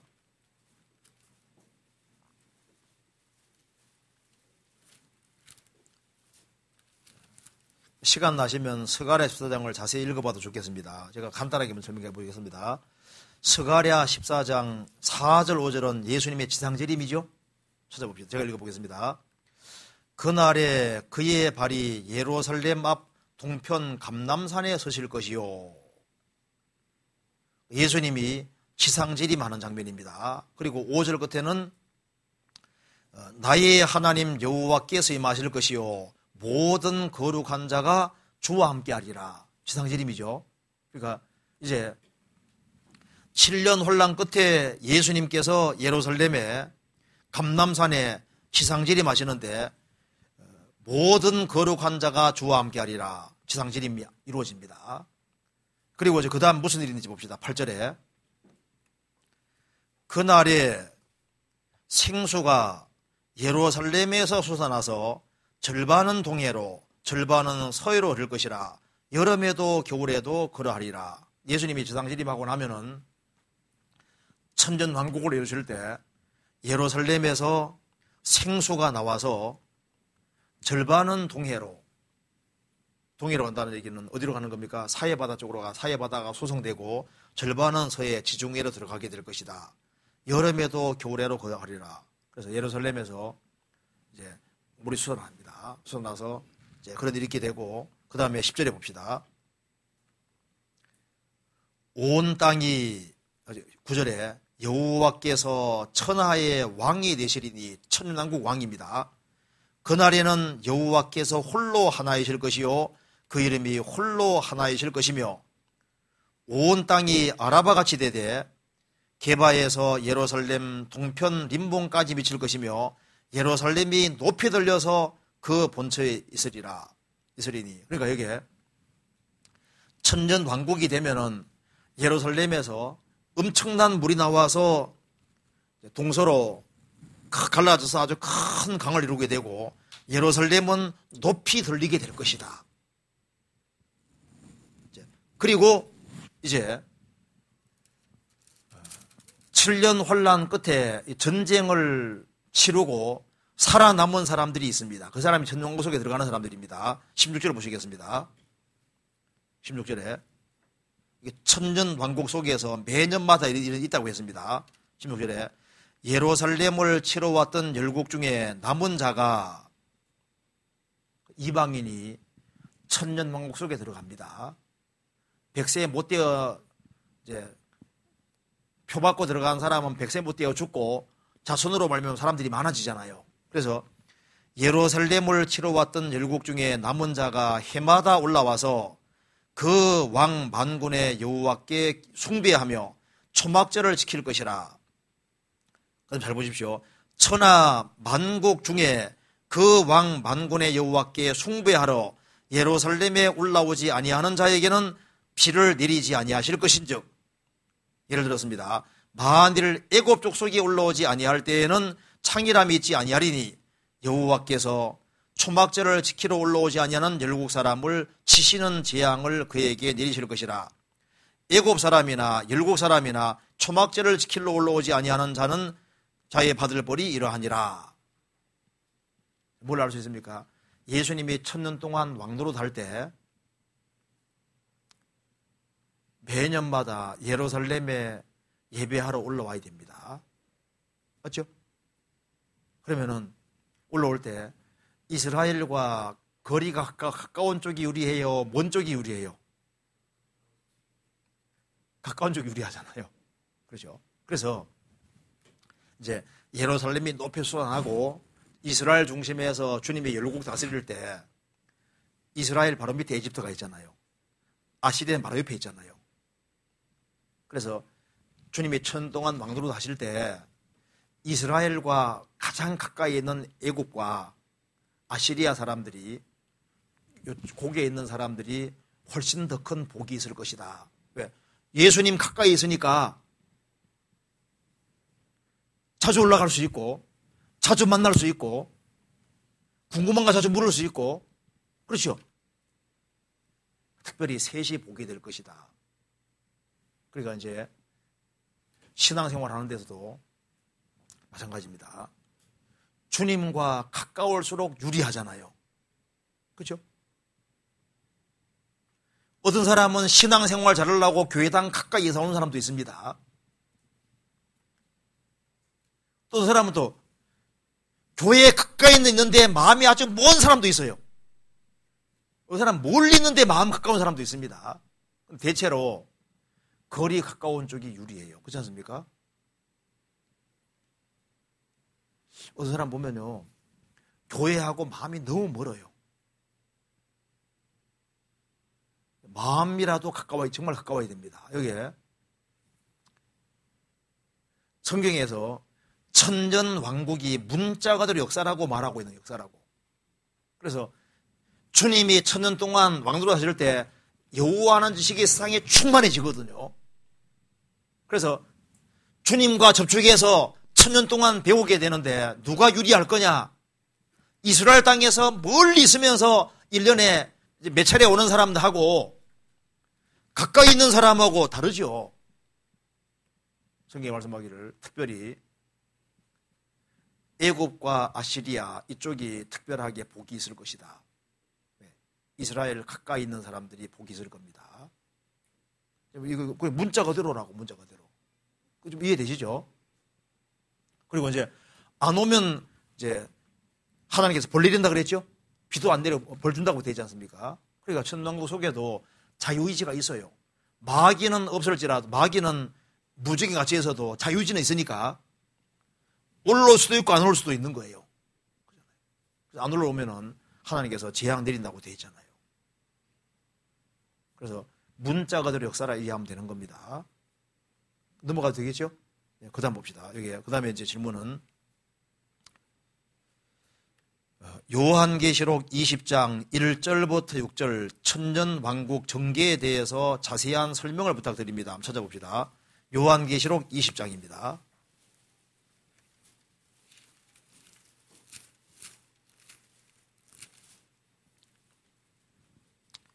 자, 1절부터 6절까지 제가 읽어보겠습니다. 또 내가 보매 천사가 무저갱 열쇠와 큰 쇠사슬을 그 손에 가지고 하늘로서 내려와서 용을 잡으니 곧 옛 뱀이요 마귀요 사단이라. 잡아 1000년 동안 길박하여 무저갱에 든 잠그고 그 위에 임봉하여 1000년이 차도록 다시는 만국을 미혹하지 못하게 하였다가 그 후에는 반드시 잠깐 노일이라. 또 내가 보호자들을 보니 거기 앉은 자들이 있어 심판하는 권세를 받았더라. 또 내가 보니 예수의 증거와 하나님의 말씀을 인하여 목배임을 받은 자의 영혼들과 또 짐승과 그의 우상에게 경배하지도 아니하고 이마와 손에 그의 표를 받지도 아니한 자들이 살아서 그리스도로 더불어 1000년 동안 왕노릇하니 그 나머지 죽은 자들은 그 천년 차이까지 살지 못하더라. 이는 첫째 부활이라. 이 첫째 부활에 참여하는 자들은 복이 있고 거룩하도다. 둘째 사망이 그들을 다스리는 권세가 없고 도리어 그들이 하나님과 그리스도의 제사장이 되어 1000년 동안 그리스도로 더불어 왕노릇하리라. 여기서 이 내용을 순서대로 설명해 달라는 겁니다. 생각해 봅시다. 자, 이제 요한계시록 19장 끝에는 이제 예수님이 지상 재림하는 장면이고 20장은 이제 천왕국 시작될 때 얘기입니다. 1절 봅시다. 또 내가 보매 천사가 무저갱 열쇠와 큰 쇠사슬을 그 손에 가지고 하늘로서 내려와서 용을 잡으니 곧 옛뱀이요 마귀요 사단이라 잡아 1000년 동안 결박하여 무적에게 든 잠그고 그 위에 임봉하여 천년이 차도록 다시는 만국을 미혹하지 못하게 하였다가 그 후에는 반드시 잠깐 놓이리라. 이거 봅시다. 이제 예수님이 지상재림하시면은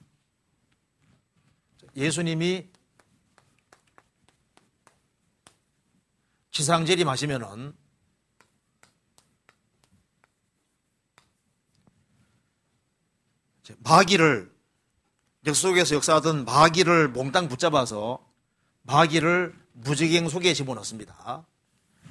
무저갱은 뜻이 바닥 없는 구덩이라는 뜻이죠. 그러니까 계속 내려가도 끝이 없는 무저갱. 이것은 항상 마귀하고만 관련되어 있습니다. 그래서 누가복음 8장에도 이제 이 군대 귀신 들린 마귀가 말하기를 우리를 무저갱에 보내주지 말으시기를 간절히 구했잖아요. 무저갱. 그러니까 이게 무저갱은 사람과 관계되는 것이 아니라 누구와 관계된다고요? 마귀하고 관계되는 거예요. 그래서 마귀를 여기에 1000년 동안 1000년 동안 무저갱에 딱 가둬두니까 1000년 왕국 동안에는 누가 없습니까? 마귀가 없는 거예요. 무저갱 속에 갇혀 있으니까.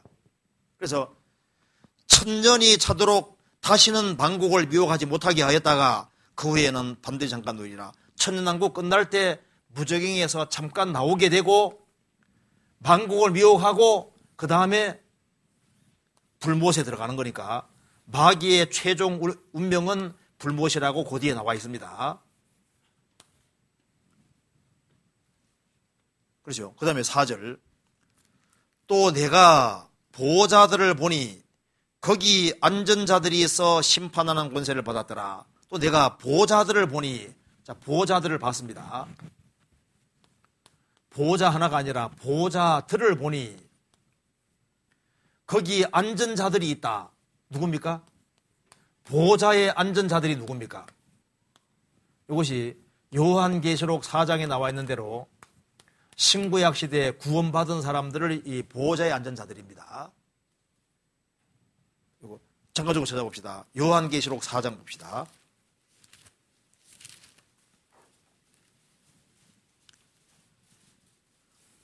(4장 2절) 내가 곧 성령에 감동하였더니 보라 하늘에 보호자를 베풀었고 그 보호자 위에 앉으신 이가 있는데, 그 다음 4절 같이 읽겠습니다. 또 보호자에 둘려 24 보호자들이 있고 그 보호자들 위에 24 장로들이 흰옷을 입고 머리에 금면류관을 쓰고 앉았더라. 여기 이제 하나님이 앉아 계시고 보좌에 앉아 계시고 또 24 보호자들을 봤다. 이 24 보호자에 앉아 있는 사람들은 특징이 3가지가 있는데, 첫째 보호자에 앉아 있고, 또 하나는 흰옷을 입고 있고, 또 하나는 면류관을 쓰고 있습니다. 근데 요한계시록 2장 3장 보시면은 이기는 자들은 보호자에 앉는다. 이기는 자들은 이와 같이 흰옷을 입을 것이다. 이기는 자는 면류관을 받게 될 것이다. 그렇게 되죠? 누가 이긴 자입니까? 대저 하나님께로 난 자마다 세상을 이기느니라. 거듭난 사람들이 이긴 자들입니다. 그러니까 여기에 24 장로들은 신구약 시대의 성도들을 대표해서 말하고 있는 것이고, 그래서 여기에 보호자에 앉은 자들이란 것은 뭐냐 하면은 신구약 시대 때 확실히 거듭난 사람들을 말하는 겁니다. 그래서 거듭난 사람들이 세상을 심판하고 마귀를 심판하고 그리고 천사들을 판단한다고 성경에 되어 있잖아요. 요한계시록 20장 보시겠습니다. 그래서 4절에 또 내가 보호자들을 보니, 계시록 4장에 나와 있는 겁니다. 거기 앉은 자들이 있어 심판하는 권세를 받았더라. 크리스찬들이 심판하는 권세를 받는 거예요. 그리고 또 내가 보니 예수의 증거와 하나님의 말씀을 인하여 목배임을 받은 자의 영혼들과 또 짐승과 그의 우상에게 경배하지도 아니하고 이마와 손에 그의 표를 받지도 아니한 자들이 살아서, 이 사람들이 누굽니까? 여기 헬라어에도 둘이 붙어 있는데요. 이렇게 번역하면 됩니다. 예수의 증거와 하나님을 말씀을 인하여 목배임을 받은 자의 영혼들을 곧 짐승과 그의 우상에게 경배하지도 아니하고 이마와 손에 표를 받지도 아니하던 자들, 영역본에 이렇게 붙어 있거든요. 헬라어도 마찬가지고. 그리고 여기 이제 동일 대상인데 누구냐 하면은 바로 7년 환란 속에서 전 3년 반 동안에 이스라엘 사람 중에 구원받은 사람 14만 4천 명을 지금 말하고 있는데, 이 사람들이 이제 똑같이 부활해서 같이 왕으로 살게 될 것을 말씀하는 겁니다. 그리고 이 말 뜻을 이해하기 위해서 한번 찾아봅시다. 요한계시록 6장입니다.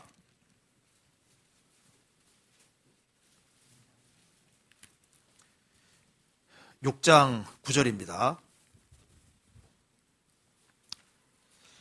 다섯째 인을 떼실 때 내가 보니 하나님의 말씀과 저희의 가진 증거를 인하여 죽임을 당한 영혼들이 제단 아래에서 큰 소리로 불러 가로되 거룩하고 참되신 대주제여 땅에 거하는 자들을 심판하여 우리 피를 신원하여 주지 아니하시기를 어느 때까지 하시려니까 하니 각각 저희에게 흰 두루마리를 주시며 가라사대 아직 잠깐 동안 시대에 저희 동무 종들과 형제들도 자기처럼 죽임을 받아 그 수가 차기까지 하라 하시더라. 7년 환란 속에 있을 목록표가 바로 6장인데, 계시록 6장인데, 여기 보면은 7년 환란 속에서 순교가 있을 걸 말씀했습니다. 하나님의 말씀과 저희의 가진 증거를 인하여 죽임을 당한 영혼들이 호소하는데, 언제까지냐? 그 수가 차기까지. 14만 4천 명이 다 죽을 때까지 그런 뜻입니다. 그래서 7년 환란 전 3년 반 동안에 유대인 중에 구원받은 사람은 후 3년 반 동안 순교당해 죽게 되는데, 그 다 죽게 되면은 환란 끝이 나게 돼 있어요. 그래서 여기에 하나님의 말씀과 저희의 가진 증거를 인하여 죽임을 당한 자들, 이 사람들이 표 안 받은 사람들입니다. 계시록 15장 2절. 또 내가 보니 불이 섞인 유리바다 같은 것이 있고 짐승과 그의 우상과 그의 이름의 수를 이기고 벗어난 자들이 유리바다 가에 서서 하나님의 금은고를 가지고, 이 사람들이 바로 14만 4천 명, 표를 안 받고 순교당해서 이기고 주님 앞에 서 있는 사람들입니다. 자, 요한계시록 20장 다시 봅시다. 4절. 또 내가 보좌들을 보니 거기 앉은 자들이 있어 심판하는 권세를 받았더라. 바로 신구약 시대 때 구원받은 성도들입니다. 또 내가 보니 예수의 증거와 하나님 말씀을 인하여 목배임 받은 자들의 영혼들, 계시록 6장이죠. 또 짐승과 그의 우상에게 경배하지도 아니하고 이마와 손에 표를 받지도 아니한 자들, 계시록 14장 15장 나와 있는 얘기입니다. 이게 동일 인물입니다. 그래서 영어 성경 영역본 보시면요, 둘이 붙어 있습니다. 동일 인물이라고 붙어 있거든요. 그러니까 14만 4천 명이 그 말입니다. 살아서 부활해서, 그 말입니다. 부활해서 그리스도로 더불어 왕으로 산다. 그러니까 신구약 시대에 구원받은 사람들과 7년 환란 전 3년만 동안에 구원받은 사람들이 다 부활해서 그리스도로 더불어 1000년 동안 왕도로 산다. 이게 살아서가 부활해서입니다. 5절. 그래서 왕도로 사는데 그 나머지 죽은 자들은 그 1000년의 차이까지 살지 못하더라. 그러니까 주님이 공중 재림하실 때 들림받은 사람들과 7년 혼란 속에서 구원받은 사람들이 부활하는데, 이제 나머지 구원받지 아니한 사람, 아담 때부터 끝날 때까지 구원 안 받은 사람들은 1000년 왕국이 끝날 때까지는 부활하지 못하고 있더라, 그 말입니다. 그 나머지 죽은 자들은 그 1000년 차이까지 살지 못하더라. 천왕국 끝나고 난 다음에 심판의 부활이 나오니까요, 그 말입니다. 이는 첫째 부활이라. 이 첫째 부활에 참여하는 자들은 복이 있고 걸어가도다. 둘째 사망이 그들을 다스리는 권세가 없고 도리어 그들이 하나님과 그리스도 제사장이 되어 1000년 동안 그리스도로 왕노로 다리로다.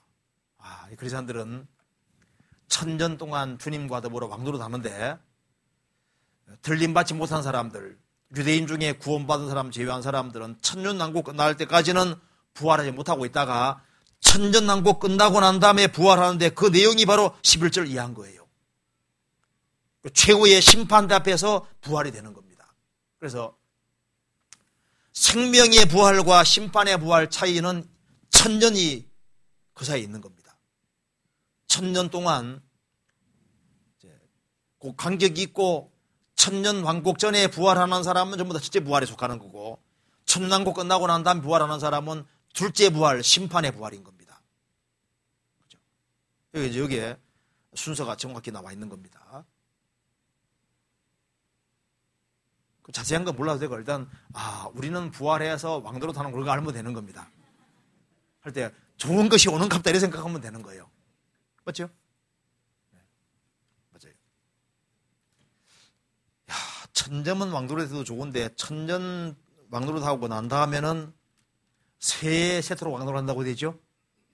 한번 넘겨봅시다. 계시록 22장 5절.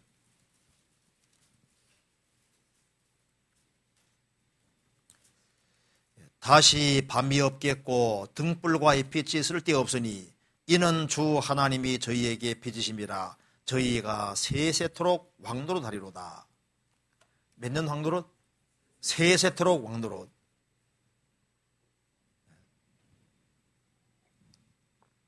실감 못 하시는 것 같아요. 얼마나 좋은 일인데요. 그 다음 넘어가 보겠습니다. 여기까지 이해되시죠? 그 다음 질문에 이런 게 나옵니다. 예수님께서는 야곱의 12아들 중에서 유다 자손으로 태어나신 이유가 있는지요? 왜 그랬을까요? 하나님이 아브라함을 택하신 것도 일방적으로 택하신 거잖아요. 그렇죠? 여자의 옷은 주시겠다고 하신 것도 사람이 부탁해서 간 것이 아니라 일방적으로 그렇게 하셨고, 아브라함 부르신 것도 일방적이고, 12지파 중에서 유다 지파 통해서 오는 것도 하나님이 일방적으로 그렇게 정하셨습니다. 그렇죠? 그리고 유다 지파 중에서도 다윗 통해서 오시기로 정하셨잖아요. 그건 이제 하나님 주권이 작용해서 그랬을 겁니다. 그리고 12형제 중에서 유다가 상당한 설득력이 있는 사람 같아요.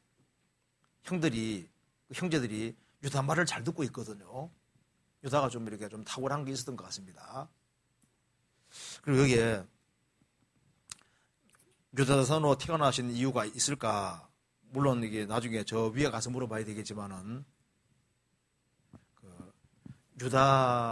유다는 형제들 중에서도 약간 특별한 것은 있었던 것으로 보입니다. 그래서 성경에서 요셉도 훌륭했는데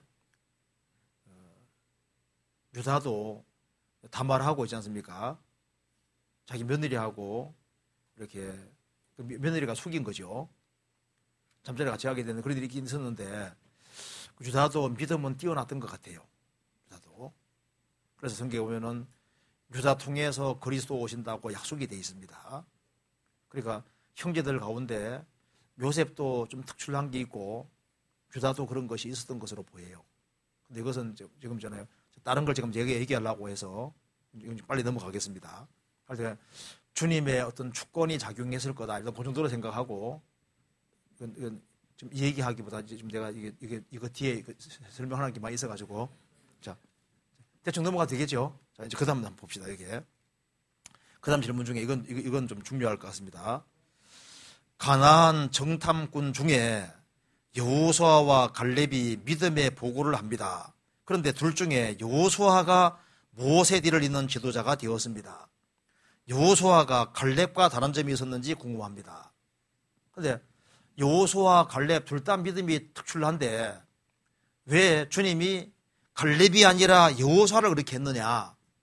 사실 갈렙보다 성경 보시면 여호수아가 훨씬 뛰어났습니다. 진짜예요.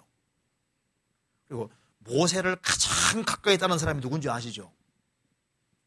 그리고 이 여호수아는 아주 아주 담력도 대단하고, 그리고 군대를 용서를 하고 그 싸움을 잘하는, 그리고 아주 신앙도 확실하고, 그리고 아주 모세를 가장 가까이 따른 아주 대표적인 사람으로 성경이 묘사되어 있고, 아주 하나님의 성령에 특별히 감동된 사람으로 나오거든요. 한번 찾아봅시다. 몇 군데 찾아봅시다. 출애굽기 17장 보세요. 출애굽기 17장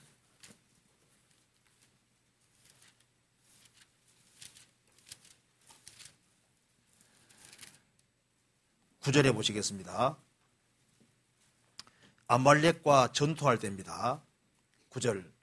모세가 여호수아에게 이르되 우리를 위하여 사람을 택하여 나가서 아말렉과 싸우라. 내일 내가 하나님의 지팡이를 손에 잡고 산 꼭대기에서 서리라. 여기 보면은 모세가 아말렉 군대와 싸울 때 누구에게 말했습니까? 여호수아에게 이르되 우리를 위하여 사람을 택하여 나가서 아말렉과 싸우라. 그러니까 여호수아가 믿음에서 아주 특별히 뛰어났던 것이 확실합니다. 그렇지 않습니까? 또 한 군데 찾아봅시다. 민수기 11장 보세요.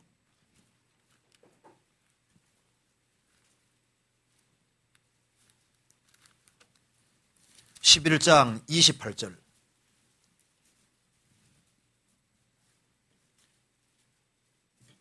(28절에) 보시겠습니다.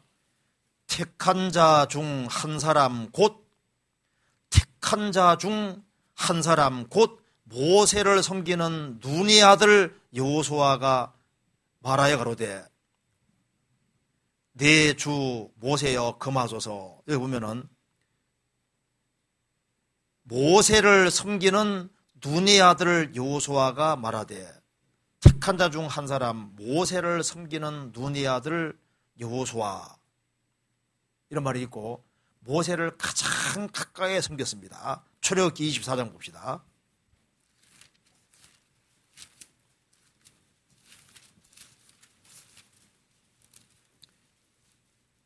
12절 보세요.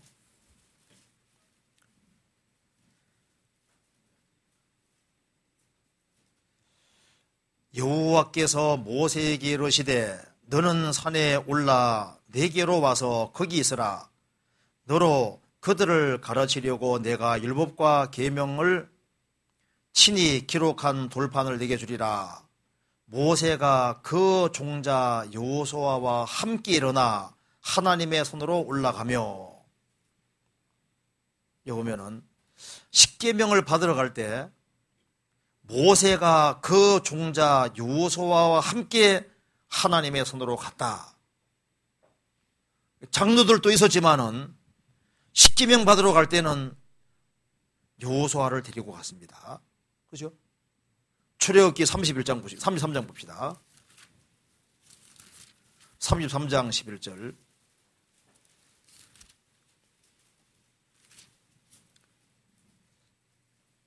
사람이 그 친구와 이야기함 같이 여호와께서는 모세와 대면하여 말씀하시며 모세는 진으로 돌아오나 그 수종자 눈의 아들 청년 여호수아는 회막을 떠나지 아니하니라. 눈의 아들 청년 여호수아는 회막을 떠나지 아니하니라. 그러니까 모세는 하나님을 가장 가까이 한 사람에 속합니다. 그렇죠? 그리고 민수기 14장 보면은 정탐하러 보냈는데 그때 여호수아 갈렙 두 사람이 이제 이스라엘 백성들을 만류하면서 하나님이 가나안 땅 차지하게 하셨으니까 그들은 우리 밥이다. 그때 여호수아 갈렙 두 사람이 하나님 편에 섰잖아요. 그죠? 그때 이제 갈렙이 나오는 겁니다. 그런데 믿음이나 모든 면에서 여호수아보다는 뒤떨어져 있는 것이 맞아요. 그렇잖아요. 그래서 민수기 27장 보시겠습니다. 27장 18절에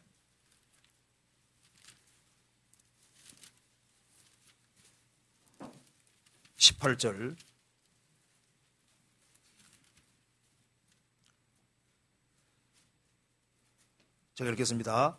여호와께서 모세에게 이르시되 눈의 아들 여호수아는 신에 감동된 자니 너는 데려다가 그에게 안수하고 그를 제사장 엘레아살과 온 회중 앞에 세우고 그들의 목전에서 그에게 위탁하여 내 존귀를 그에게 돌려 이스라엘 자손의 온 회중으로 그에게 복종하게 하라. 하나님이 직접 말씀하시기를 눈의 아들 여호수아는 신에게 감동된다다. 그리고 이 여호수아를 지도자로 삼아서 너의 존귀를 그에게 돌리고 이스라엘 온 회중으로 그에게 복종하게 하라. 그러니까 이 갈렙도 훌륭한 사람인데 믿음이나 다른 면에서 온전히 다른 것은 다 똑같을지라도 능력이라든가 주님을 더 섬기고 가까이 하는 그것은 여호수아가 훨씬 더 뛰어난 것이 확실합니다. 그렇기 때문에 하나님께서 모세의 뒤를 이어서 여호수아를 지도자로 세우셨던 거예요. 그렇잖아요. 예수님의 12제자가 있는데 특별히 베드로, 야고보, 요한을 가까이 하셨잖아요. 그렇죠?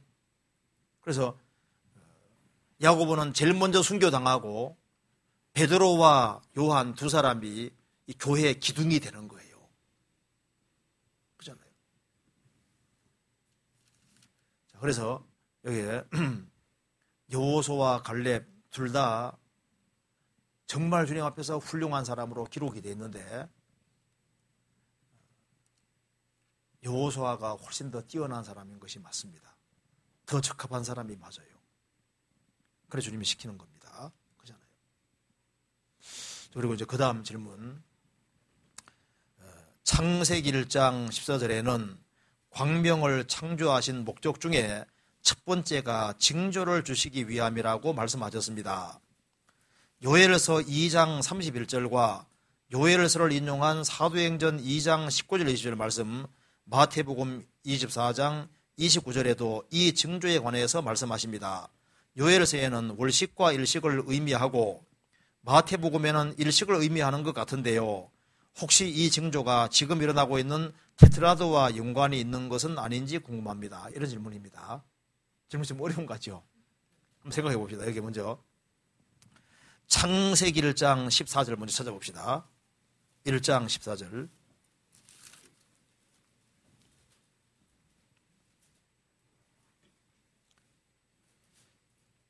하나님이 가라사대 하늘의 궁창에 광명이 있어 주야를 안 얘기하라. 또 그 광명으로 하여 징조와 사시와 일자와 연한이로라. 여기 이제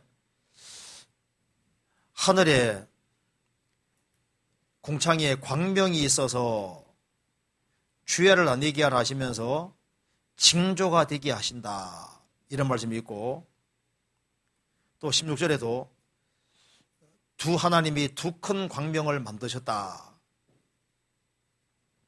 그리고 큰 광명으로 낮을 주관하게 하시고 작은 광명으로 밤을 주관하게 하시며 또 별들도 만드셨습니다. 그런데 여기에 이제 창세기 1장 14절에 천체 만드신 걸 얘기하면서 징조라고 목적 중에 하나가 징조를 위한 것이라고 말씀했다 그 말입니다. 그렇죠? 그리고 또 한 가지 또 요엘서 2장 31절과 사도행전 2장 19절 20절을 찾아봅시다. 요엘서 2장 한번 찾아봅시다. 요엘서 2장. 참 연구도 많이 하신 것 같아요. 요엘서 2장 봅시다. 2장 31절.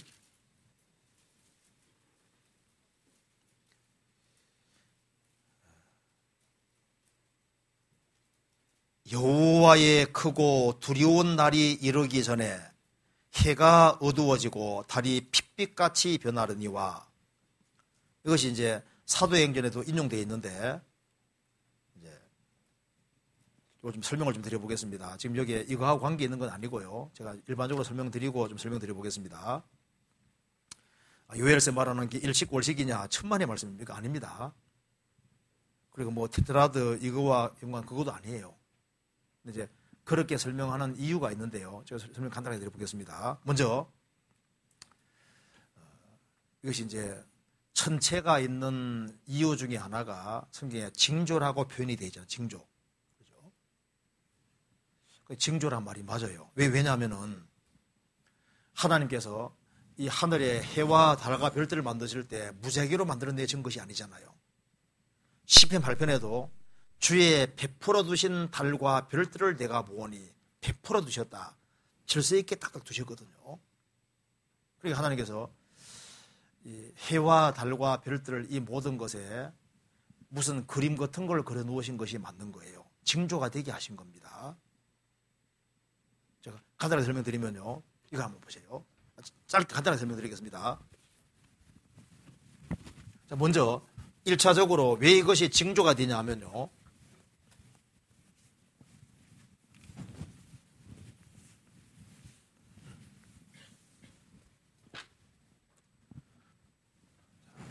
해달을 먼저 생각해 봅시다. 이게 왜 징조인지 한번 봅시다. 이제 해가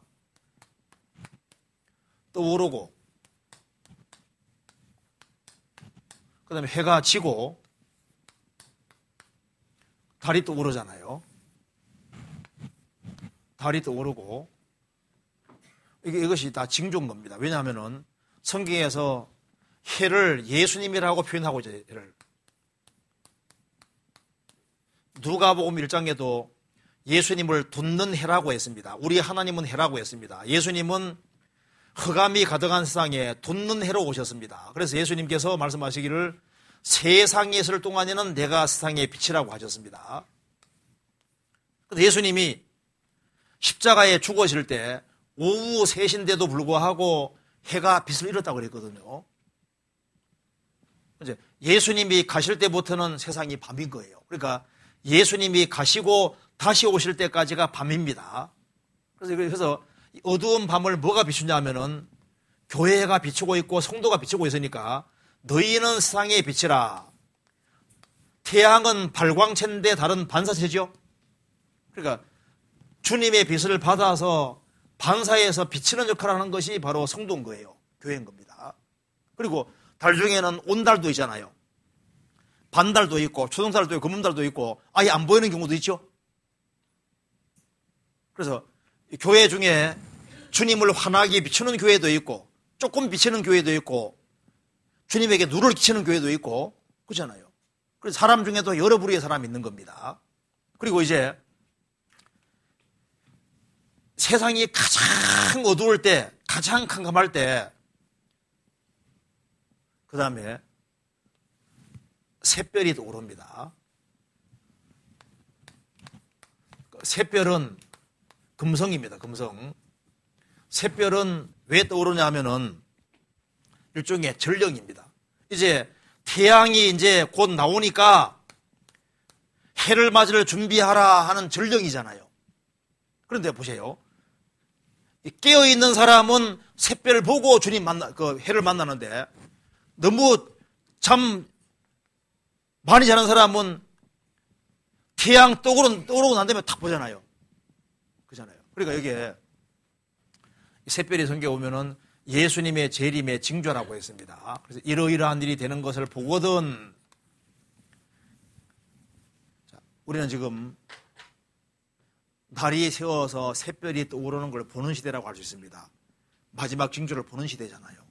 징조 보고 주님이 오시는 겁니다. 그렇잖아요. 그러니까 여기 이제 해가 뜨고 지고 달이 뜨고 지고 그 보면 그렇구나 이렇게 하고 끝날 게 아니라 여기에 사실 징조가 들어있는 거예요. 그렇잖아요. 그리고 또 주님 말씀하시기를 이게 징조가 된다 그랬잖아요.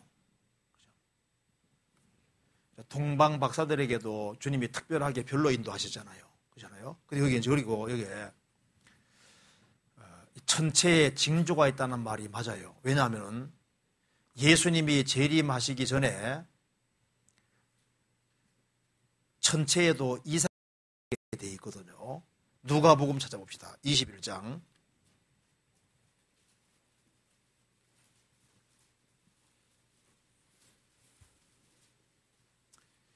누가복음 21장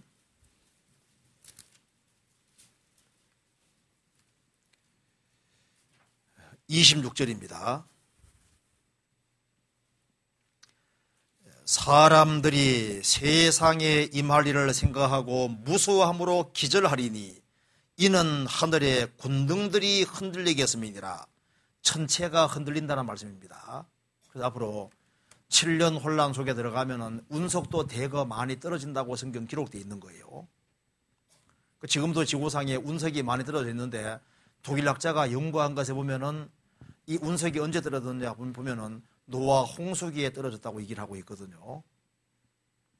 노아 홍수 때 운석이 많이 떨어졌던 모양입니다. 앞으로 7년 혼란 속에 들어가면 앞으로 운석들이 지구상에 아주 많이 떨어져서 지구를 아주 강타하고 엄청난 일이 벌어질 거예요. 천체가 흔들리면서 하늘에서 이상한 일이 있을 것을 말씀했습니다. 여기 징조가 되거든요. 그리고 하나님께서 이 하늘을 만드실 때 그려놓은 거예요. 성경 찾아봅시다. 욥기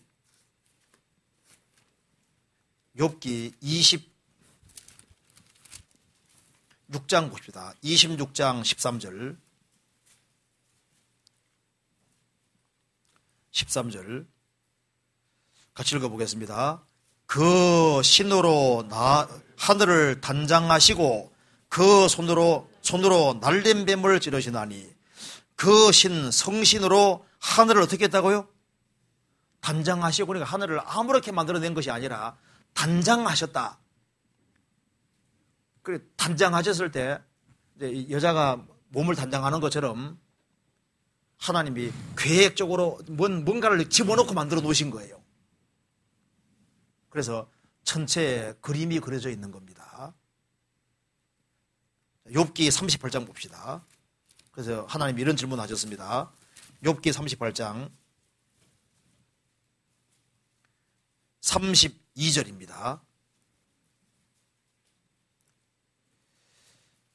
32절 내가 12궁성을 때를 따라 이끌어내겠느냐 북두성과 그 속한 별들을 인도하겠느냐. 여기에 12궁성을 때를 따라 이끌어내겠느냐. 12궁성 나와 있죠? 12궁성이 왜 여기에 나올까요? 여기에 중요한 뜻이 들어있는 겁니다. 그래서 요즘은 12궁성에 대해서 연구가 많이 되고 있거든요. 12궁성이라는 거 아시죠? 여기에 12궁성 보면은 불 한번 꺼시면 좋겠는데, 예. 이게 이제 처녀자리부터 시작해서 처녀자리, 전칭자리, 정갈자리, 궁수자리 쭉 해서 나중에 여기에 사자리로 끝이 나는데요. 이 천체가 보면 그림이 그려져 있다 그 말입니다. 그래서 처녀 탄생하신 예수님부터 시작해서 나중에 만왕의 왕으로 오시는 사자가 예수님이잖아요. 사자, 재림하시는 예수님까지 이렇게 그림이 그려져 있는데 이 그림을 보면은 좀 진하면 좋은데요. 이 그림 보면은 이 그림이 좀 보면 심상치를 않아요. 여기 보면은 용자리가 이게 보이죠? 용자리 보여요? 용이 으악 떨어지는데 어디로 떨어지고 있습니까? 여기 아라자리가 불과 요항모자리거든요. 용이 으악 떨어지는데 어디 떨어집니까? 불 속에 들어가잖아요. 불로.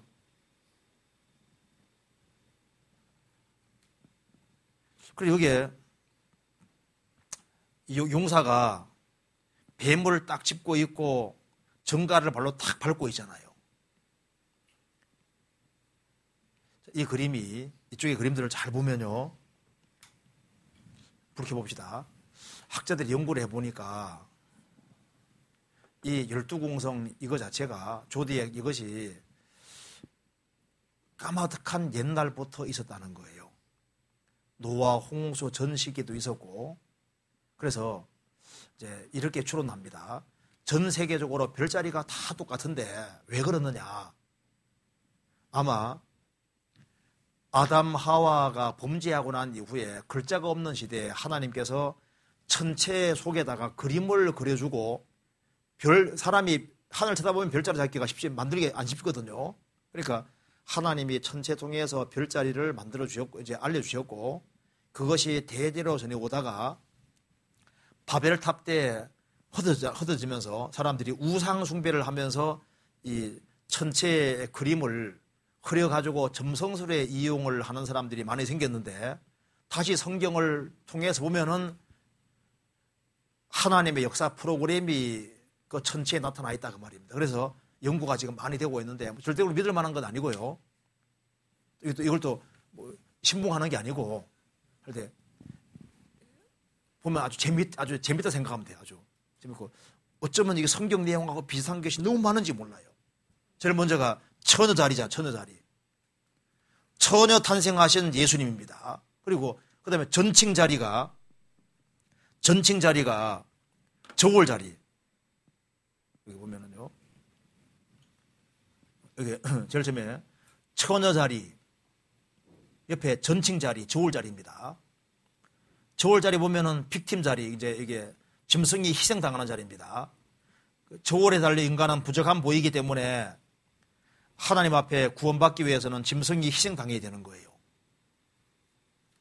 그러니까 여기에 이렇게 봅시다. 그리고 이제 여기는 자세하게 나타나 있는데요. 또 희생되는 자리 쪽으로 쭉 보면요. 십자성 자리가 보이거든요. 짐승이 죽는 것처럼 먼 날 예수님이 죽을 것을 또 그림자로 표현해놓는. 그러니까 이제 이것이 자세하게 보면요. 이게 신기하게도 다 연결되어 있어요. 그 다음에 정갈 자리는 이거 오피우쿠스 자리가 이게 오피우쿠스 용사가 정갈을 발로 꽉 누르고 있거든요. 뱀 딱 잡고 있잖아요. 그리고 이제 쭉 나오는데 여기서 이제 특이한 것은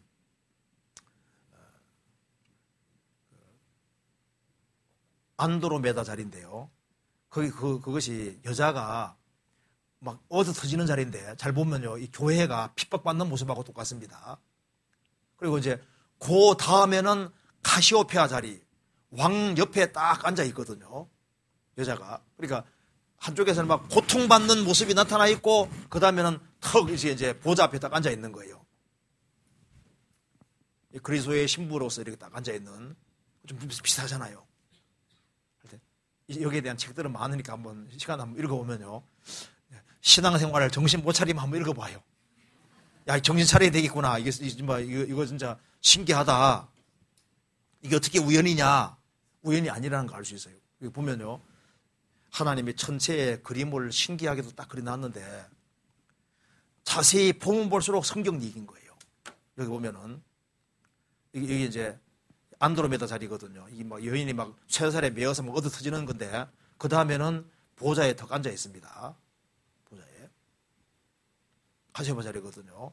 아주 이쁜 모습으로 앉아 있는데 보면 좀 신기해요. 이게 하여튼간에 그 천체가 징조가 된다. 징조된다는 말이 맞습니다. 그런데 여기 질문하는 내용은 이것을 지금 테트라드 사건하고 이제 연결시키려고 하는데 그러면 안 돼요. 왜냐하면 이건 문장을 오독하는 겁니다. 왠지 그런지 봅시다. 먼저 여기 요엘서 2장 보세요. 왜 이 구절을 그렇게 해석하면 일식월식과 연결시키면 안 되냐 하면은 요엘서 2장 봅시다.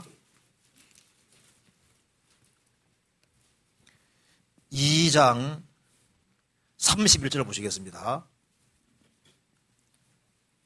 31절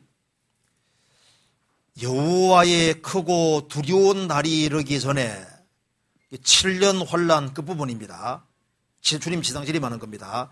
여호와의 크고 두려운 날이 이르기 전에 주님이 지상질임하기 전에 해가 어두워지고 달이 핏빛같이 변할 것이다.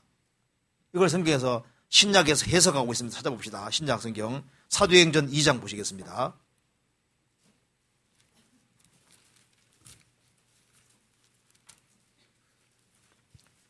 사도행전 2장 19절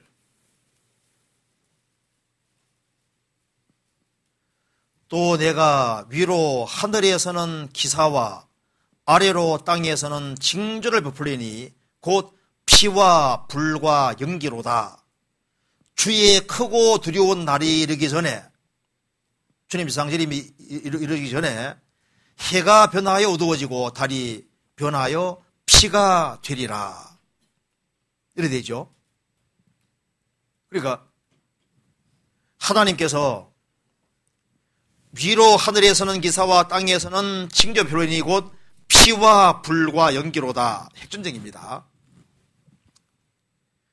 주의 크고 두려운 영화로운 날이 이르기 전에 해가 변하여 어두워지고 달이 변하여 피가 되리라. 이것을 성경에서 설명을 해줬습니다. 자, 먼저 마태복음 24장 봅시다. 이것이 7년 혼란 끝부분이라고 설명해 주셨습니다. 마태복음 24장 29절.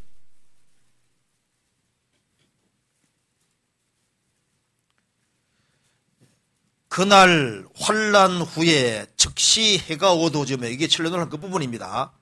달이 빛을 내지 아니하며 별들이 하늘에서 떨어지며 하늘의 권능들이 흔들리리라. 그때 인자의 징조가 하늘에서 보이겠고 그때 땅의 모든 족속들이 통곡하며 그들이 인자가 구름을 타고 능력과 큰 영광으로 오는 것을 보리라. 7년 환란 끝부분에 즉시 해가 어두워지며 달이 빛을 내지 않고 별들이 하늘에서 막 떨어질 것이다. 막 천체가 흔들리고 엄청난 일이 벌어집니다. 이걸 이제 자세히 설명해 놓은 것이 요한계시록 6장입니다. 찾아봅시다. 요한계시록 6장 12절.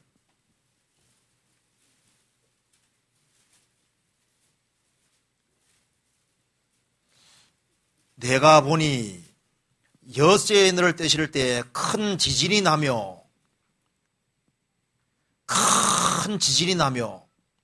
해가 총담같이 검어지고 말총꼬리같이 아주 완전히 새카맣게 검어지고 온 달이 피같이 되며 하늘의 별들이 무화과나무가 대풍에 흔들려 선 과실이 땅에 떨어지며 하늘은 종이축이 말랑같이 날아가고 각 산과 섬이 제자리에서 옮기우매.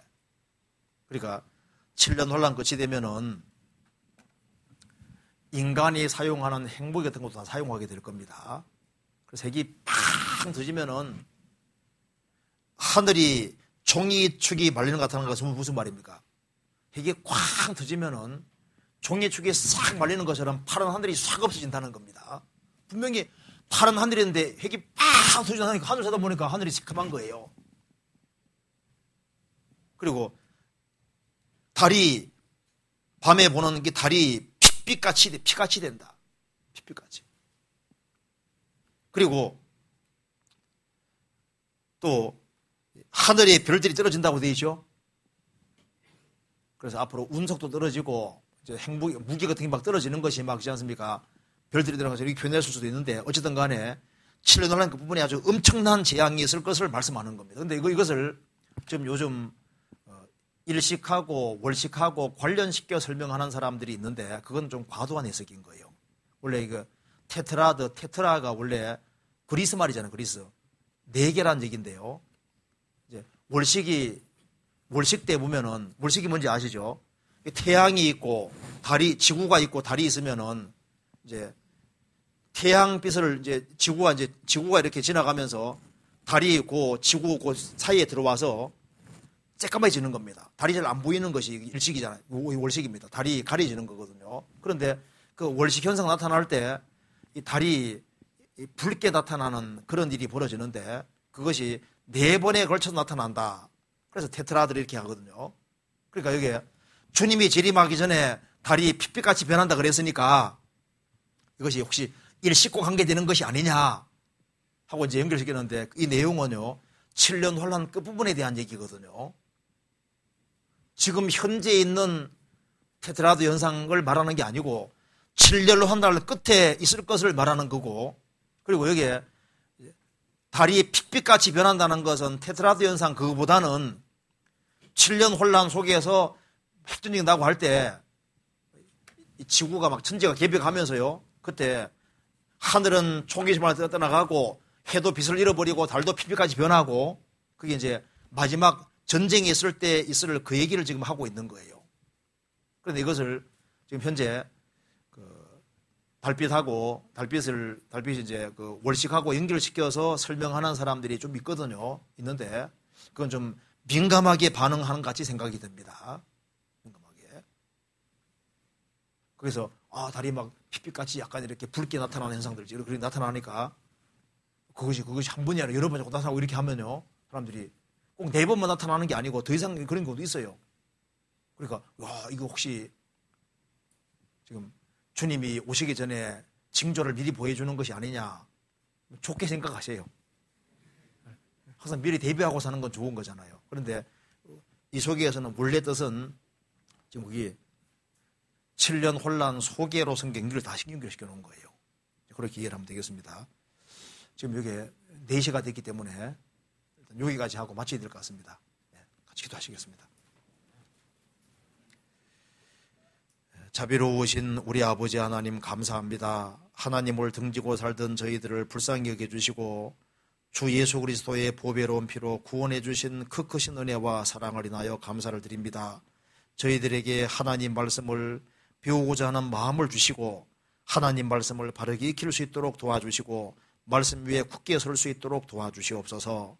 그리고 주님께서 맡기신 일을 잘 감당할 수 있도록 도와주시고 오늘 나머지 모든 시간도 친히 인도해 주옵소서.